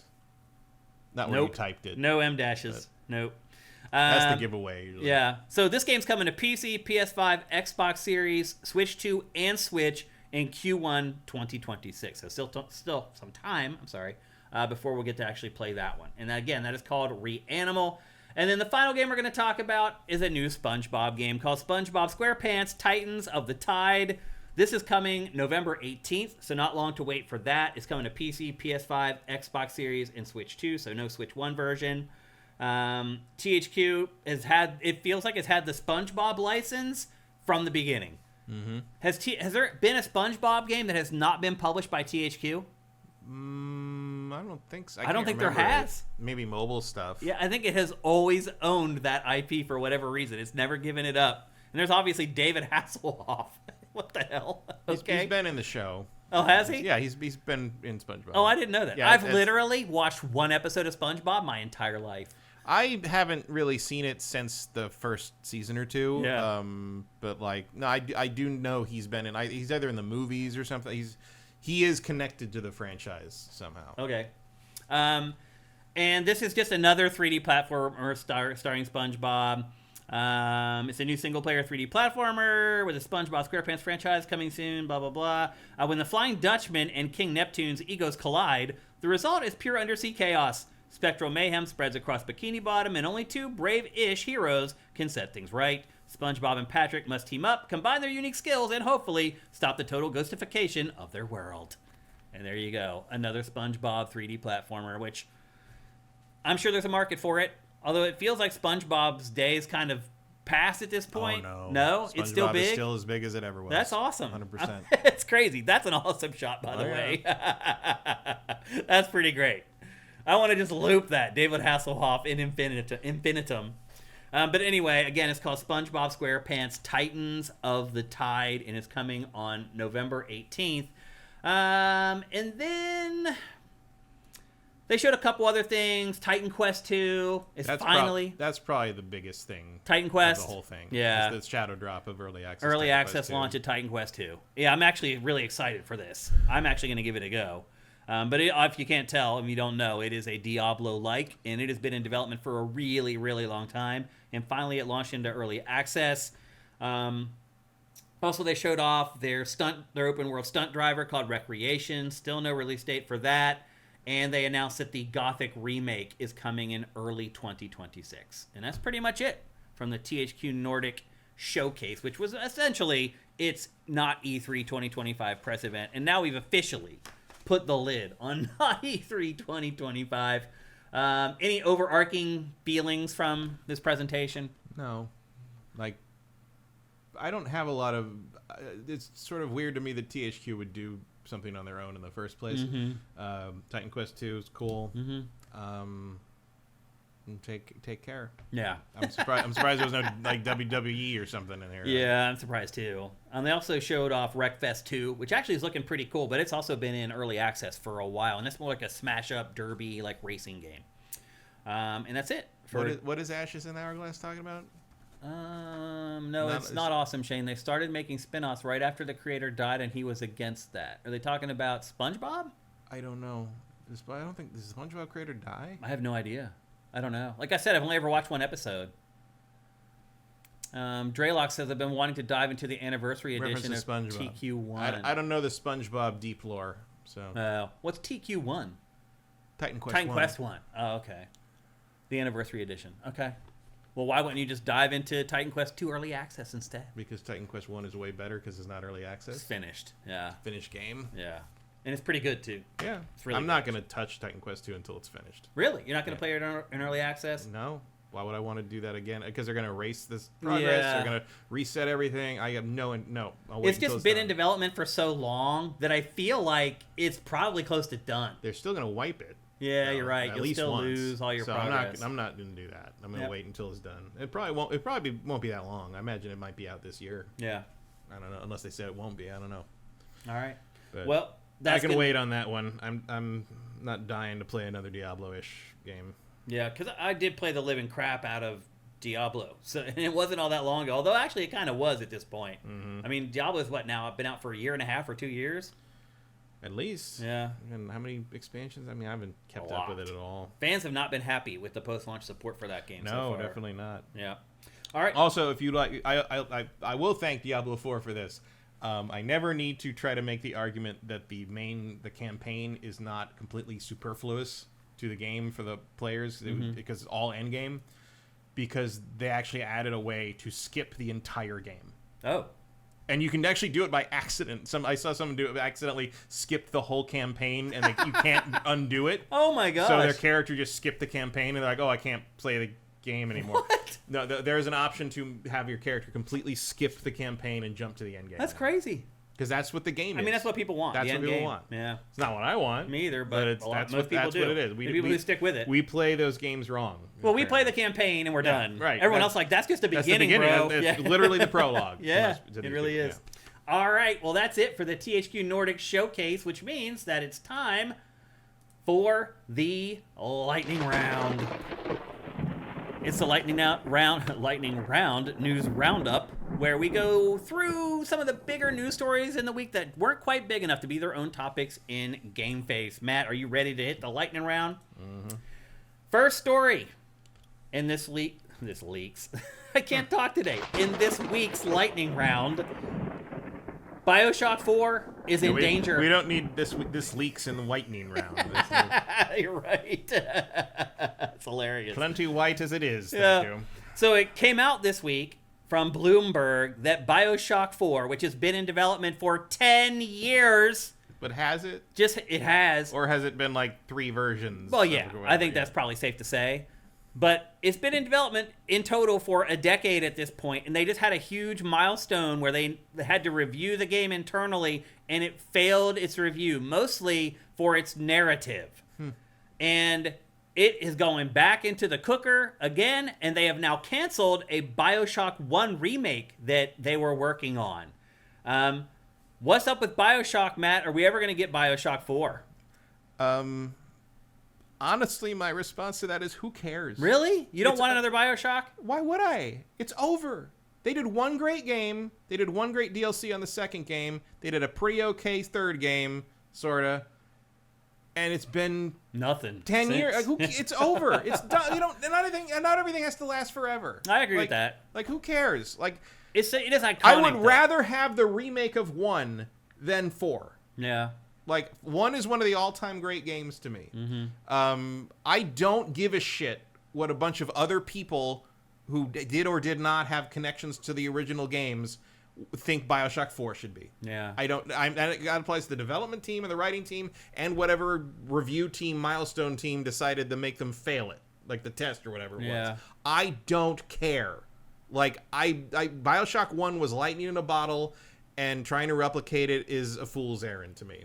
To hear that the narrative is failing. At this point, who's left at fucking... Anyone who cares about BioShock is in their 40s or older. At this or they're point. waiting for Judas. Yeah, which we're still waiting for Judas, by the way. I'm much more interested in Judas. Oh, me too, absolutely. Like, BioShock 4 feels like a weird cash-in that I cannot imagine is going to have the soul that these other... Even Infinity had. And Infinity had a lot of its soul cut out of it just to get it out the door. I don't know why it's so difficult to get these things made in a timely manner, but like, the first game was a miracle. Let it go. For me, the fact that it's the narrative, that's the problem. Yeah, that absolutely. is about as big a red... That's what BioShock is. Yeah, without the narrative... Otherwise, it's just a first-person action they are RPG. Correct if it is really that the problem. It is correct to send them back to the drawing board because breaker. That is the thing that makes BioShock work. 100%, yeah, absolutely. 100%. I agree. So, yeah, if the story in it sucks... They should cancel it, or they should send it back in and rewrite it again. That's half the problem with Infinity. Is like you can tell Infinity has had the guts of its story ripped out to get it out the door. Yeah. How about you let Ken Levine finish Judas and put it out, and maybe rehire him to finish Borderlands 4, or at least see what he puts out and have that inform what BioShock 4 might need to be. Yep. Because you can assume whatever Judas is, it's probably going to change the paradigm. Because that's kind of what Ken Levine tries to do every time. Yeah. Certainly that was one of the things that hampered 3, was he was trying to do too much. Yeah. And you brought Rod Ferguson in to basically murder it until it was able to fit through the door. It's like you murdered it so it could live. Limbs off until you can shove it through the door and call it a game. Yeah. But like it just feels like 2K just trying to like cash in on this shit. I just don't have any faith in a BioShock 4. Yeah. That isn't from original team members. I agree. Yep. So BioShock 4 is on ice right now, and it may never be taken. Not that I want ice. those people to lose their jobs. I wish they could transition to a different project and make a different thing. Yeah. Because I bet they would do better and maybe have an easier life if they weren't beholden to whatever expectations rest on this, frankly, once in a lifetime kind of flash game. in the pan. Yeah, it really was. It's just. You can't duplicate this. The Big Daddy's so iconic. Yeah. And I think even people who didn't play the games remember the Big 100%. Daddy. Yeah. Like, just like the sounds, like there's nothing else like, and you're just sort of aping it. Even BioShock Infinite had to kind of go back to BioShock 1 to try to salvage itself. Yeah. And more or less, I think, kind of pulls it off with those. I enjoyed it. But, like, again, it just proves, like, the heart of BioShock. You know, early on, there was a time I would have said something. I would have said you could do a different BioShock with different, like, political philosophies or, like, economic philosophies.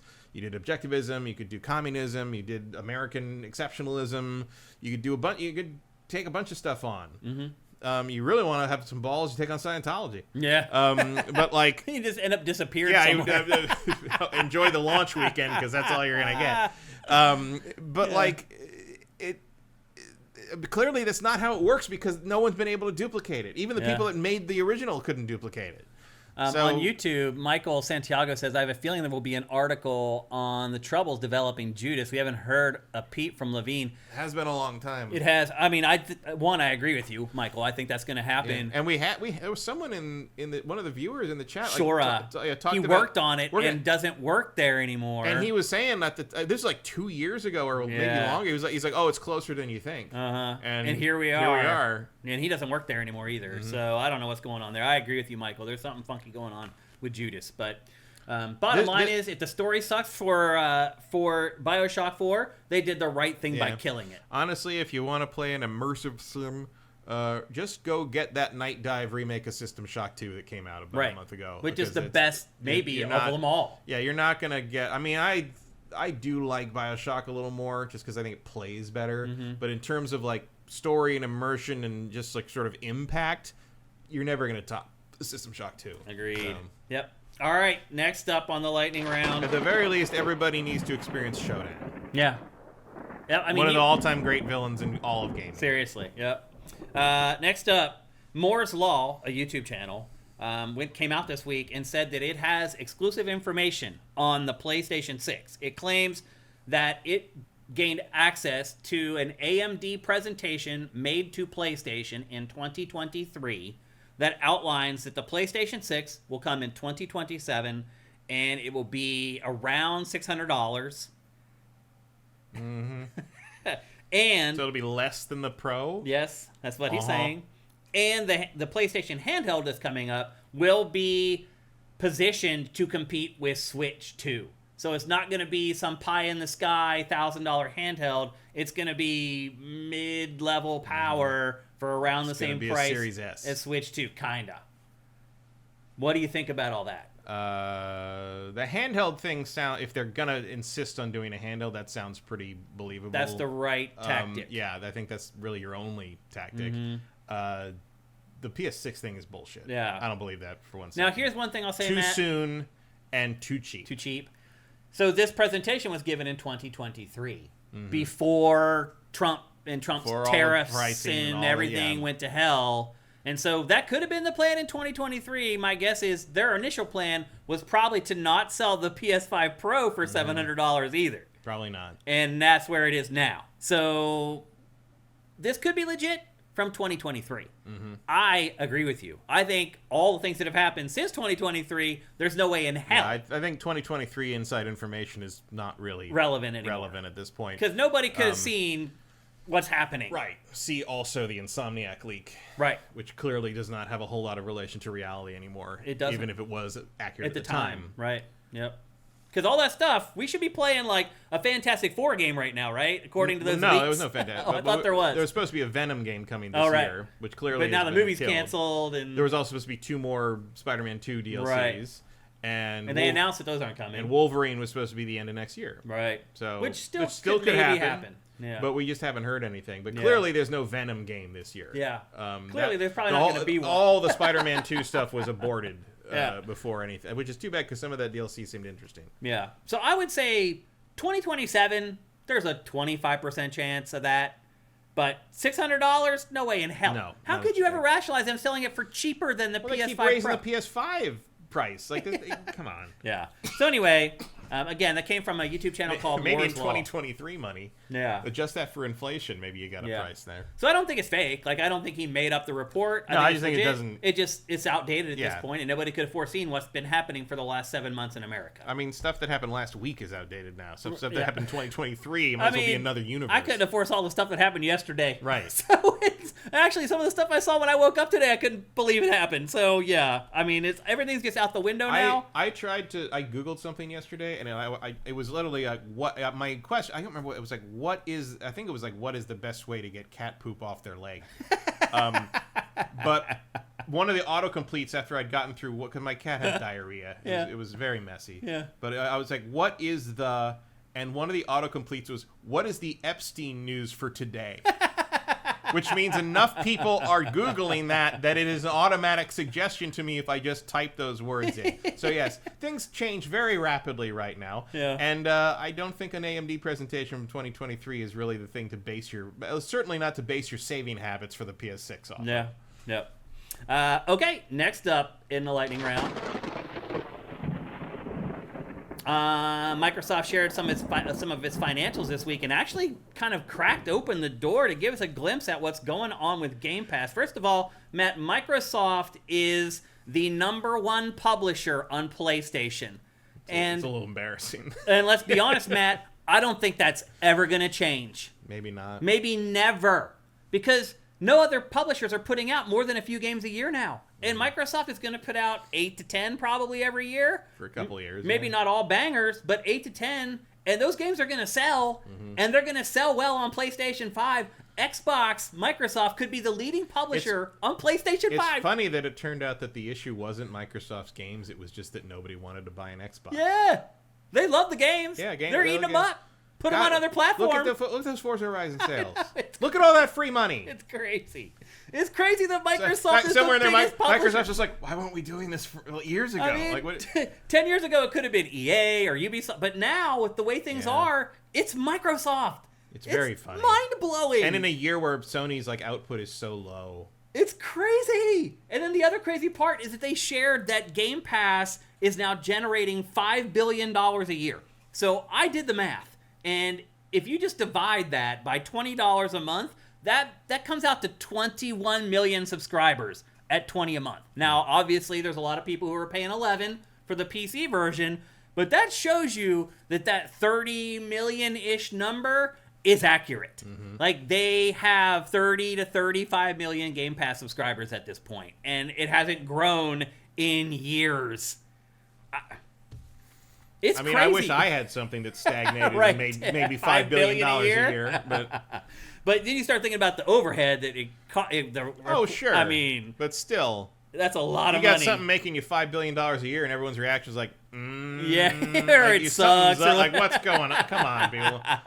You're delusional at that point. Yeah. Line must go up only so far. Yeah. Like, if you that's a pretty good revenue stream, even for something that probably does cost that much to keep going. Yeah, it is, man. You can figure out how to live on that. I assure you. Yeah. So Microsoft, I think, is doing pretty damn well. It seems like. Vincent says, remember, it includes all the former gold members as well, because you have that base tier that people got transitioned over to. But yeah. And then Fire Native says, even though Game Pass makes $5 billion per year, how much does it cost Microsoft? Yeah, I mean, that's what we were just talking about. If you're spending $5 billion a year on that, you're doing something wrong. Yeah, I mean, you have to be making a colossal error on this scale that I can't even comprehend, to be honest. Like maybe $4 billion, but you're still making $1 billion, right? Which I get is not a whole lot of money for Microsoft. Well, also when you spent $69 billion on just buying one publisher, it takes a lot of years to get all that money back. So. I mean, to your point, they're way in the hole on Game Pass just from that $69 billion purchase. There's no doubt about it. But at $5 billion a year and hopefully growing for Microsoft, that shouldn't, be what they're going to make in perpetuity. But it does appear that Game Pass subscriptions are stagnating and they are struggling to get new people into the ecosystem. So that's why they need Game Pass on PlayStation. But that's why they're releasing games on PlayStation. They're making so much money. It's crazy, man. Who would have ever thought that this would be the case? PlayStation's got to be sitting there like, damn, man.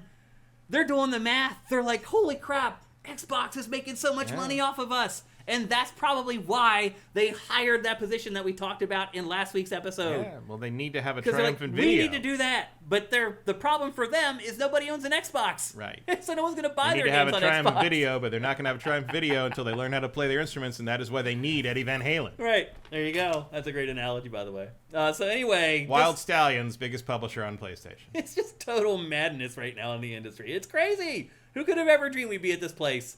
even 2 years ago when we knew what Game Pass was, that we get here. Like, it's just freaking nuts and kind of awesome, in all honesty. Everything's just kind of thrown into complete and utter turmoil.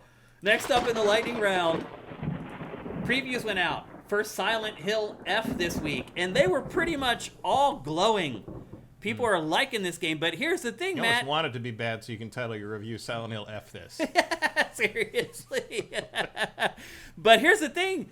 Everybody that has previewed this says it's a Souls-like. Like, is it a Souls-like, or is just that's what people think every dark horror like thing with a shadow is? Now? So I watched... Are there bonfires? I did not see a bonfire, Are there actually. I mean, it doesn't have to literally be Right, a bonfire. no, I get it. But like, if there's no bonfires with respawning enemies, that ain't no Souls-like. That's just a horror game. I watched like 9 minutes of gameplay from Dengeki, and they did cut it up. It wasn't just raw gameplay or whatever, but I did not see anything similar to a bonfire. But in that preview, the text kept saying over and over, like Dark Souls, From Software, blah, blah, blah, and they showed combat, and it does feel like every encounter is like life or death. Like, there's no fodder, so to speak, in the game. Like, every enemy is like... Well, that's the thing, though. There's tons of fodder in Souls games. Yeah. Like, there's tons Well, of they enemies that can eventually barely do become anything fodder. with. That's the thing. Like, the first time you fight them, they're not. I mean, but if you come don't know back how later to, and you they don't know are. how to handle them, sure. But, like, those zombies at the beginning of a Souls game are cannon fodder. Yeah. Even for a level 0 character. Like, Yeah. as long as you understand how the combat system works. Like, this feels like something they're just saying because It's a hot popular. thing. Yeah. Well, they followed that up by people were like, "What? Why would you make it a Souls-like?" And they basically said, like, we can't keep remaking Silent Hill 2 until the end of time. So we're going to remake Dark Souls right. until the end Well, of time. they think that Dark Souls appeals to the younger player. That's what they said. They're like, we're trying to attract younger people, so we have a new audience for Silent Hill, and we feel like this genre is what the young people are attracted to. And to be fair, they're not wrong. I guess, but it's like, I don't buy it. Like, this, I don't see any souls in this other than dark horror fantasy. I'll be honest, I'm just excited to see Konami rejoining the industry. Oh, sure, like making something out of it. People did video previews of a Konami video game. Like, that hasn't happened in forever. Like, not since Metal Gear. I mean, seriously. Whatever the hell that right. was. Metal Gear Solid 5. No, I mean the Oh, shitty multiplayer. Oh, the thing multiplayer they did. one that they put out. Yeah. They did distribute stuff then, but you're right, that was the last time. So I'm just glad to see an old, familiar face kind of back That's in. good. I'm glad they've been doing the Castlevania collections. Right. It'd be nice to hear something about the Metal Gear Solid Master Collection Volume 2. Yeah. Because that ostensibly has 4 in it. Which Yeah. is sort of like, are you ever going to get these games off the PS3? Yeah. Anybody? Not just Konami on that. Yeah. But I mean, that could start something, is what I mean. Yeah. I'm bummed to hear that this is even maybe kind of like a Souls-like, honestly. I don't Like, believe that. We don't need any more of these games. I don't think that's true. I think Yeah. they're just buzzwording it. It could be. Like, I hope you're right. I don't see a goddamn thing in this that No, looks I like agree. Dark Souls. I agree. It looks like a horror game. It looks Yeah. like, It looks like a Silent Hill game. yeah, sort of. I mean, the mannequins. Yeah. Like, there's trappings of Silent Hill, but it just looks like a horror game. Yeah. Like, she's walking through the streets with a fucking pipe Yeah. and hitting mannequins with it. That's Silent Hill. That's not Dark Souls. It is. That's true. Are there bonfires? Are there stats? Are there respawning enemies when you save the game? That's the X factor. That's what Dark Souls is. Yeah. Like, are there maybe there's interconnecting things. I do feel everywhere. like some people think that if a game is hard, that's it. Yeah, that's that's not all what it that is. means. No, I agree with you. It's not. But I think some people feel that way. It's hard. You may die in this game, so I it's guess. a Souls-like. There's tons of people that think stupid things, though. You're Right? It doesn't mean we gotta adjust the fucking buzzwords for them. I agree. Next up in the lightning round, the Duck Consulting Agency. It's another job for the Duck Consulting Agency, Matt. Warner Brothers, it has been shared that it is working on yet another game as a service after the failure of Suicide Squad. Wasn't this the DC thing? This is a DC. different one? It's a DC thing. It's there. The rumors are it's being worked on by WB Montreal. There's a job listing for this, I saw. Yeah, it was. That's what it was. Yeah, there was a job listing for it, and it's just like a service game using DC's brightest IP. Right. Blah blah blah. How many times we need to teach you this lesson, old man? Yeah, I mean, what are you doing? If there's any publisher that should know better, They're biding time until They're they bought. get sold. There was more rumbling about that today. Sounds like Zaslav wants to sell. Once Warner Brothers and Discovery split, he wants to sell the Warner Brothers side to the mashed up entity of Skydance and Paramount once the dust settles on that, which would be very bad for everybody. I mean, everything's going right now. Everything's bad for everybody. But this is just idiotic. But I hear you. If they're trying to sell themselves and they're like, oh, we're knee deep in a game as a service that could make everybody rich. Right. And then the new owner gets to basically decide to kill it or keep yeah. it. Yeah, you're probably right. They're just like, let's just get it going and we can use that as a selling point to try to sell it. This could be a money tree for you. You won't know until you launch it, though. Yeah. But it probably won't be. Probably not, yeah. Again, if there's one publisher that should know better, it is WB. But all people want are basically DC games that compare favorably to Rocksteady's Arkham games. Pretty much. That's like, it. That's all you like, gotta do. That's what your brand is. It's what you created with the Arkham games. It's what people want from these characters. Just give it to them. Like, they could have made a Suicide Squad game that played like the Batman games, and it would have done much better. And you can, I mean, several of the Batman games had multiplayer in them. Mm-hmm. You could do like a Gotham, I think that a lot of people would be happy to see Gotham City, whatever that was. Gotham Knights? Gotham City Knights. Not Gotham Knights. The Gotham, you remember that? The weird multiplayer only game that was like a bunch of weirdos in masks with bats and That's things Gotham Knights, I think. No, Gotham Knights is where the sidekicks team up and it was, it was terrible. I mean, there was a multiplayer game, 360. Gotham remember. City something. It was like... Oh, you're right. Gotham City Villains or something like that. Gotham City Outlaws or Gotham Something City... like that, yeah. You know what I'm talking about. I know what you're talking about. Imposters. Gotham City Imposters. Thank you. This is for Vidya Games and Ashes in the Hourglass. Go old school and stick a stupid microtransaction laden multiplayer mode on an actual decent single player game and do that. Yeah. Because and there's a lot of ways for WB to make money with this IP. It's just doing all the wrong things. And canceling the Wonder Woman game is not the way to do that. It's just idiotic. I don't know what's going on over there. They've lost their freaking minds. I do think you're right, though. I think a lot of this stuff is driven by just trying to be purchased. Yeah. And I think it's more attractive to a potential purchaser that there's a live service game in development than a single-player Wonder Woman game. Yeah. I think that's literally the only logic there. Yeah. All right, that's going to do it for the lightning round, which means there's just one thing left to do.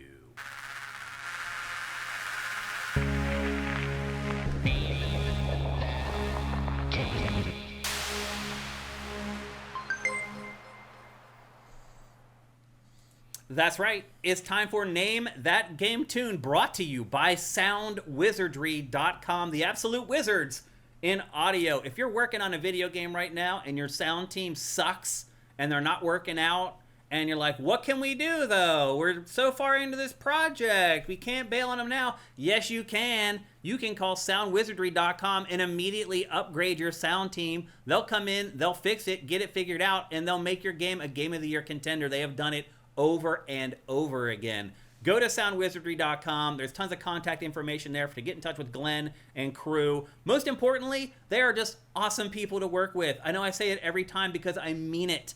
It's very hard to find people to work with in any industry that are just great people and are there to make the project better. That is Soundwizardry.com. They work on games, film, TV. If you're working on a podcast, they'll do it all. Go to Soundwizardry.com. And because they are so awesome, we play this really fun game called Name That Game Tune, where I play 5 audio samples from a video game, and you try to guess the name of the game before this guy, who's been on a bit of a tear for the last couple months. Or in some cases, you guess the name of the game, and then you play 5 audio Last samples. week, somebody guessed the name of the game before we even played a sample, which is amazing. I don't think that's going to happen this week. We'll see. A couple things before we get going. If you've won this calendar year in 2025, don't play. You can only win once per calendar year. 2, the chat goes into slow mode, which means you can only enter a chat once every 60 seconds. So don't try to spam with a bunch of game titles. You can't do that. And then finally, you have to be able to play PC games, or at least know somebody who plays PC games, because if you win, you get a PC game, and we don't want it to just go out into the ether and waste our money on it. We want to make sure that that game goes to a good home. So let me get your headphones turned up, Matt, and get you ready to play. Let me bring up the interface. And again, I apologize, YouTube crew, that you can only play Name That Game Tune over on Twitch. So if you're on YouTube and you want to play, just jump over to the Twitch stream really quickly and get in there. And I think we're ready to go. Matt, are you ready to play? Mm-hmm. Are you guys ready to play Name That Game Tune? Here's the first sample in 3, 2, 1.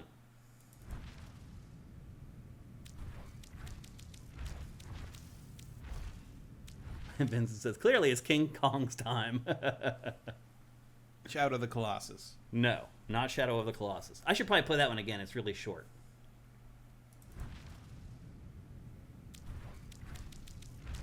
Anthem, no. From the Legacy.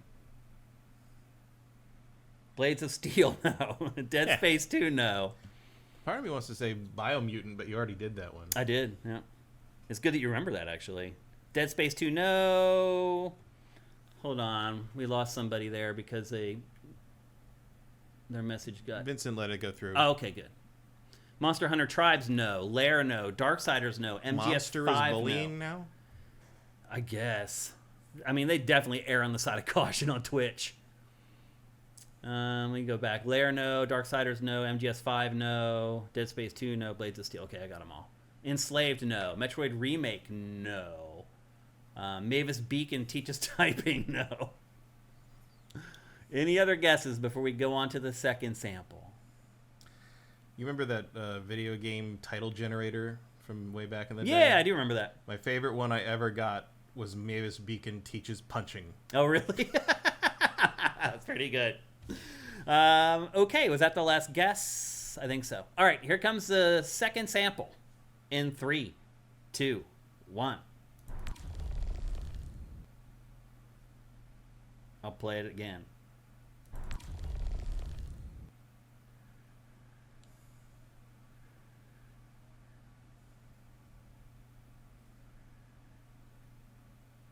Next Any Machina. guess? Nope. Titanfall, no. Dead Space 2, no. Threadzilla, someone just guessed that. Destiny 2, no. Halo 3, no. Returnal, no. I thought somebody might get it off of that one. StarCraft, no. Strider, no. Interesting guess, Joaquin Dragoon. Haze, no. Wow, too quick Capri off the top rope with Haze. Any other guesses? Perfect Dark, no. Diablo 3, no. Diabolo 3. Veilguard. Thanks, Warblade. That's actually a smart technique, getting your Twitch Prime up there during Name That Game Tune. I admire you for that. Bulletstorm, no. That's the type of crafty people we like around these parts, Warblade. Any other guesses before we go to the third one? Veilguard. No. Not Dragon Age of Veilguard. Alien Isolation, no. Titanfall 2, no. Crisis, no. All these last guesses coming in here out of nowhere. Any more? Going once. The Treasure Train incoming. Uh-oh. I thought it said Pleasure Train at first. I was like, what the hell's about to happen? Yeah, that's a different streaming service. That's on OnlyFans. Damon Cross Machina. Didn't you guess that? No. What did you guess? I guess Next Machina. Next Machina. Which is the Housemarque game. No. All right. Outriders, no. Doom, The Dark Ages, no. Any last guesses before we go to the third one? All right, here we go. Here's the third sample in 3, 2, 1.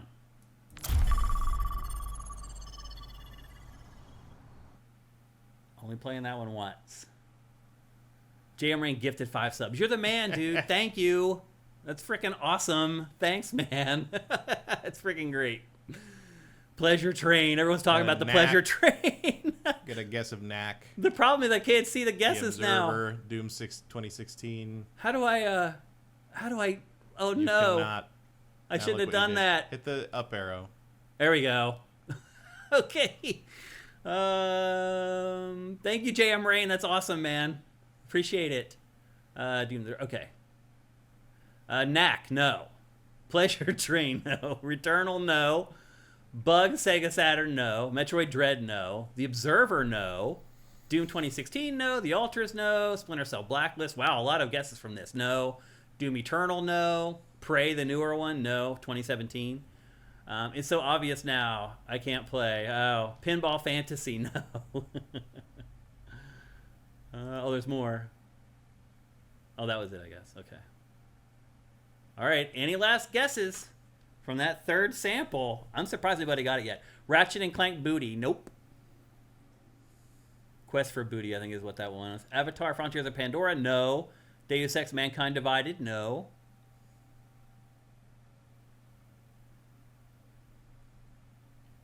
All right.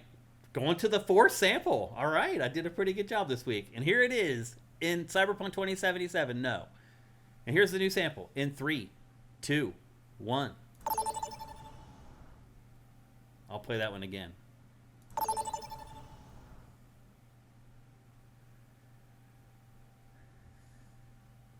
Horizon Zero Dawn, no.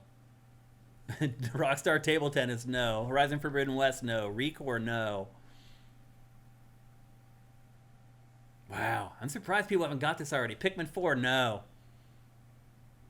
Peggle, no. Age of Empires, no. Dead Space 3, no. You might as well go for it, Threadzilla. Metroid Prime, no. Hollow Knight Silksong, no. Resogun, no. Wow. System Shock 2, no. Mass Effect 2, no. We may make it to the fifth one. Any more guesses? Death Stranding 2, no. Dominion Storm for Gift 3. I don't even know what that is, but nope. Metal Gear Solid 4, no. Gears of War 2018, no. Portal 2, no. We've guessed the entire industry at this point. Just making sure I didn't miss something here. Okay.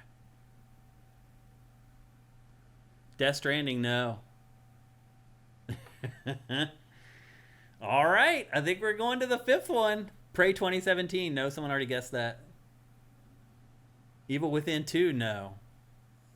The Callisto Protocol, no. We've literally guessed like the whole industry. All right, here we go. This is the last one. Here it is in 3, 2, 1. 1 to 0. That's a long one, but I'll play it again because I want somebody to win. 1 to 0.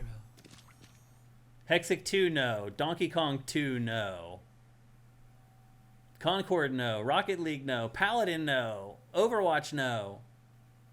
Lawbreakers, no. Unreal Tournament, no. Wipeout, no. Assassin's Creed Shadows, no. Unreal Tournament, nope. The finals. No, not the finals. That would be very sneaky of me, though. Not the finals. Apex Legends, no. Gears of War, no. Come on, people. I'm going to play it again.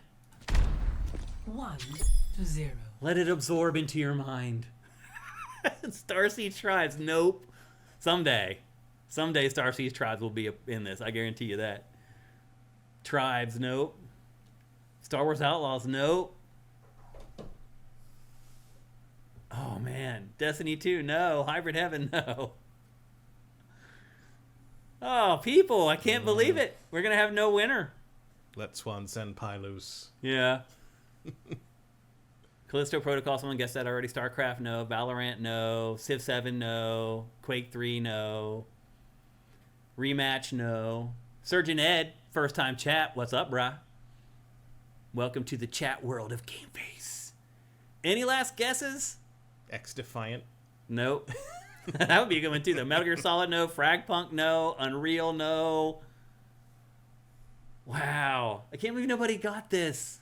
Rocket League, no. Someone already guessed that. Slagathor. Going once. Marvel Rivals, no. Firebreak, no. Going twice. Any last guesses? The finals, nope. Matt just guessed that. Control, no. Warframe, no. Hearthstone, no. Going thrice. Any last guesses? FF10, no. Heroes of the Storm, no. I think that's it. Mutant Football League, nope. Pyre. No, not Pyre. Dota, no. I'm trying to think of anything with scoring now. HL90. How random is that, JJ? That's hilarious. Jet Force Gemini, no. I know it, but I can't play. Okay, Drifter J. Swan said, I want this to go until we could just sit here all night. With people just going through the SIFTD database, just typing in every game title. I'm gonna have to call it eventually. Overwatch, no. Marvel Legends, no. Chorus, no. Roller Dome, no. The Medium, no. We could just go on forever. Apex Legends, no. Foam Stars, no. Starfield, no. The Club. Nope. Destruction All-Stars, video game, no. Nope. Paragon, no. Hades, no. Smash Brothers, no. Wii Sports, no. Nope. You guys are just guessing random stuff at this point. Artifact, no. All right, I'm going to call it right there. Actually, I'm calling it. Okay, that's done. So, people who weren't able to play, if you think you know what it is, put it in the chat right now. You had 5 clues. Game's over, by the way. Nobody can win now. So if you think you know what it is, just go ahead and type it in. Veritas is right. It was Overwatch 2. Yeah. I can't believe you guys didn't get it. I used, like, the sounds of, like, when you select the character and when you win the match. Like, the most obvious samples from the game ever. Like, things that a lot of you guys have heard literally, like, maybe 100,000 times. It's pretty crazy how some stuff gets picked up and remembered and other stuff isn't. But anyway, it was Overwatch 2.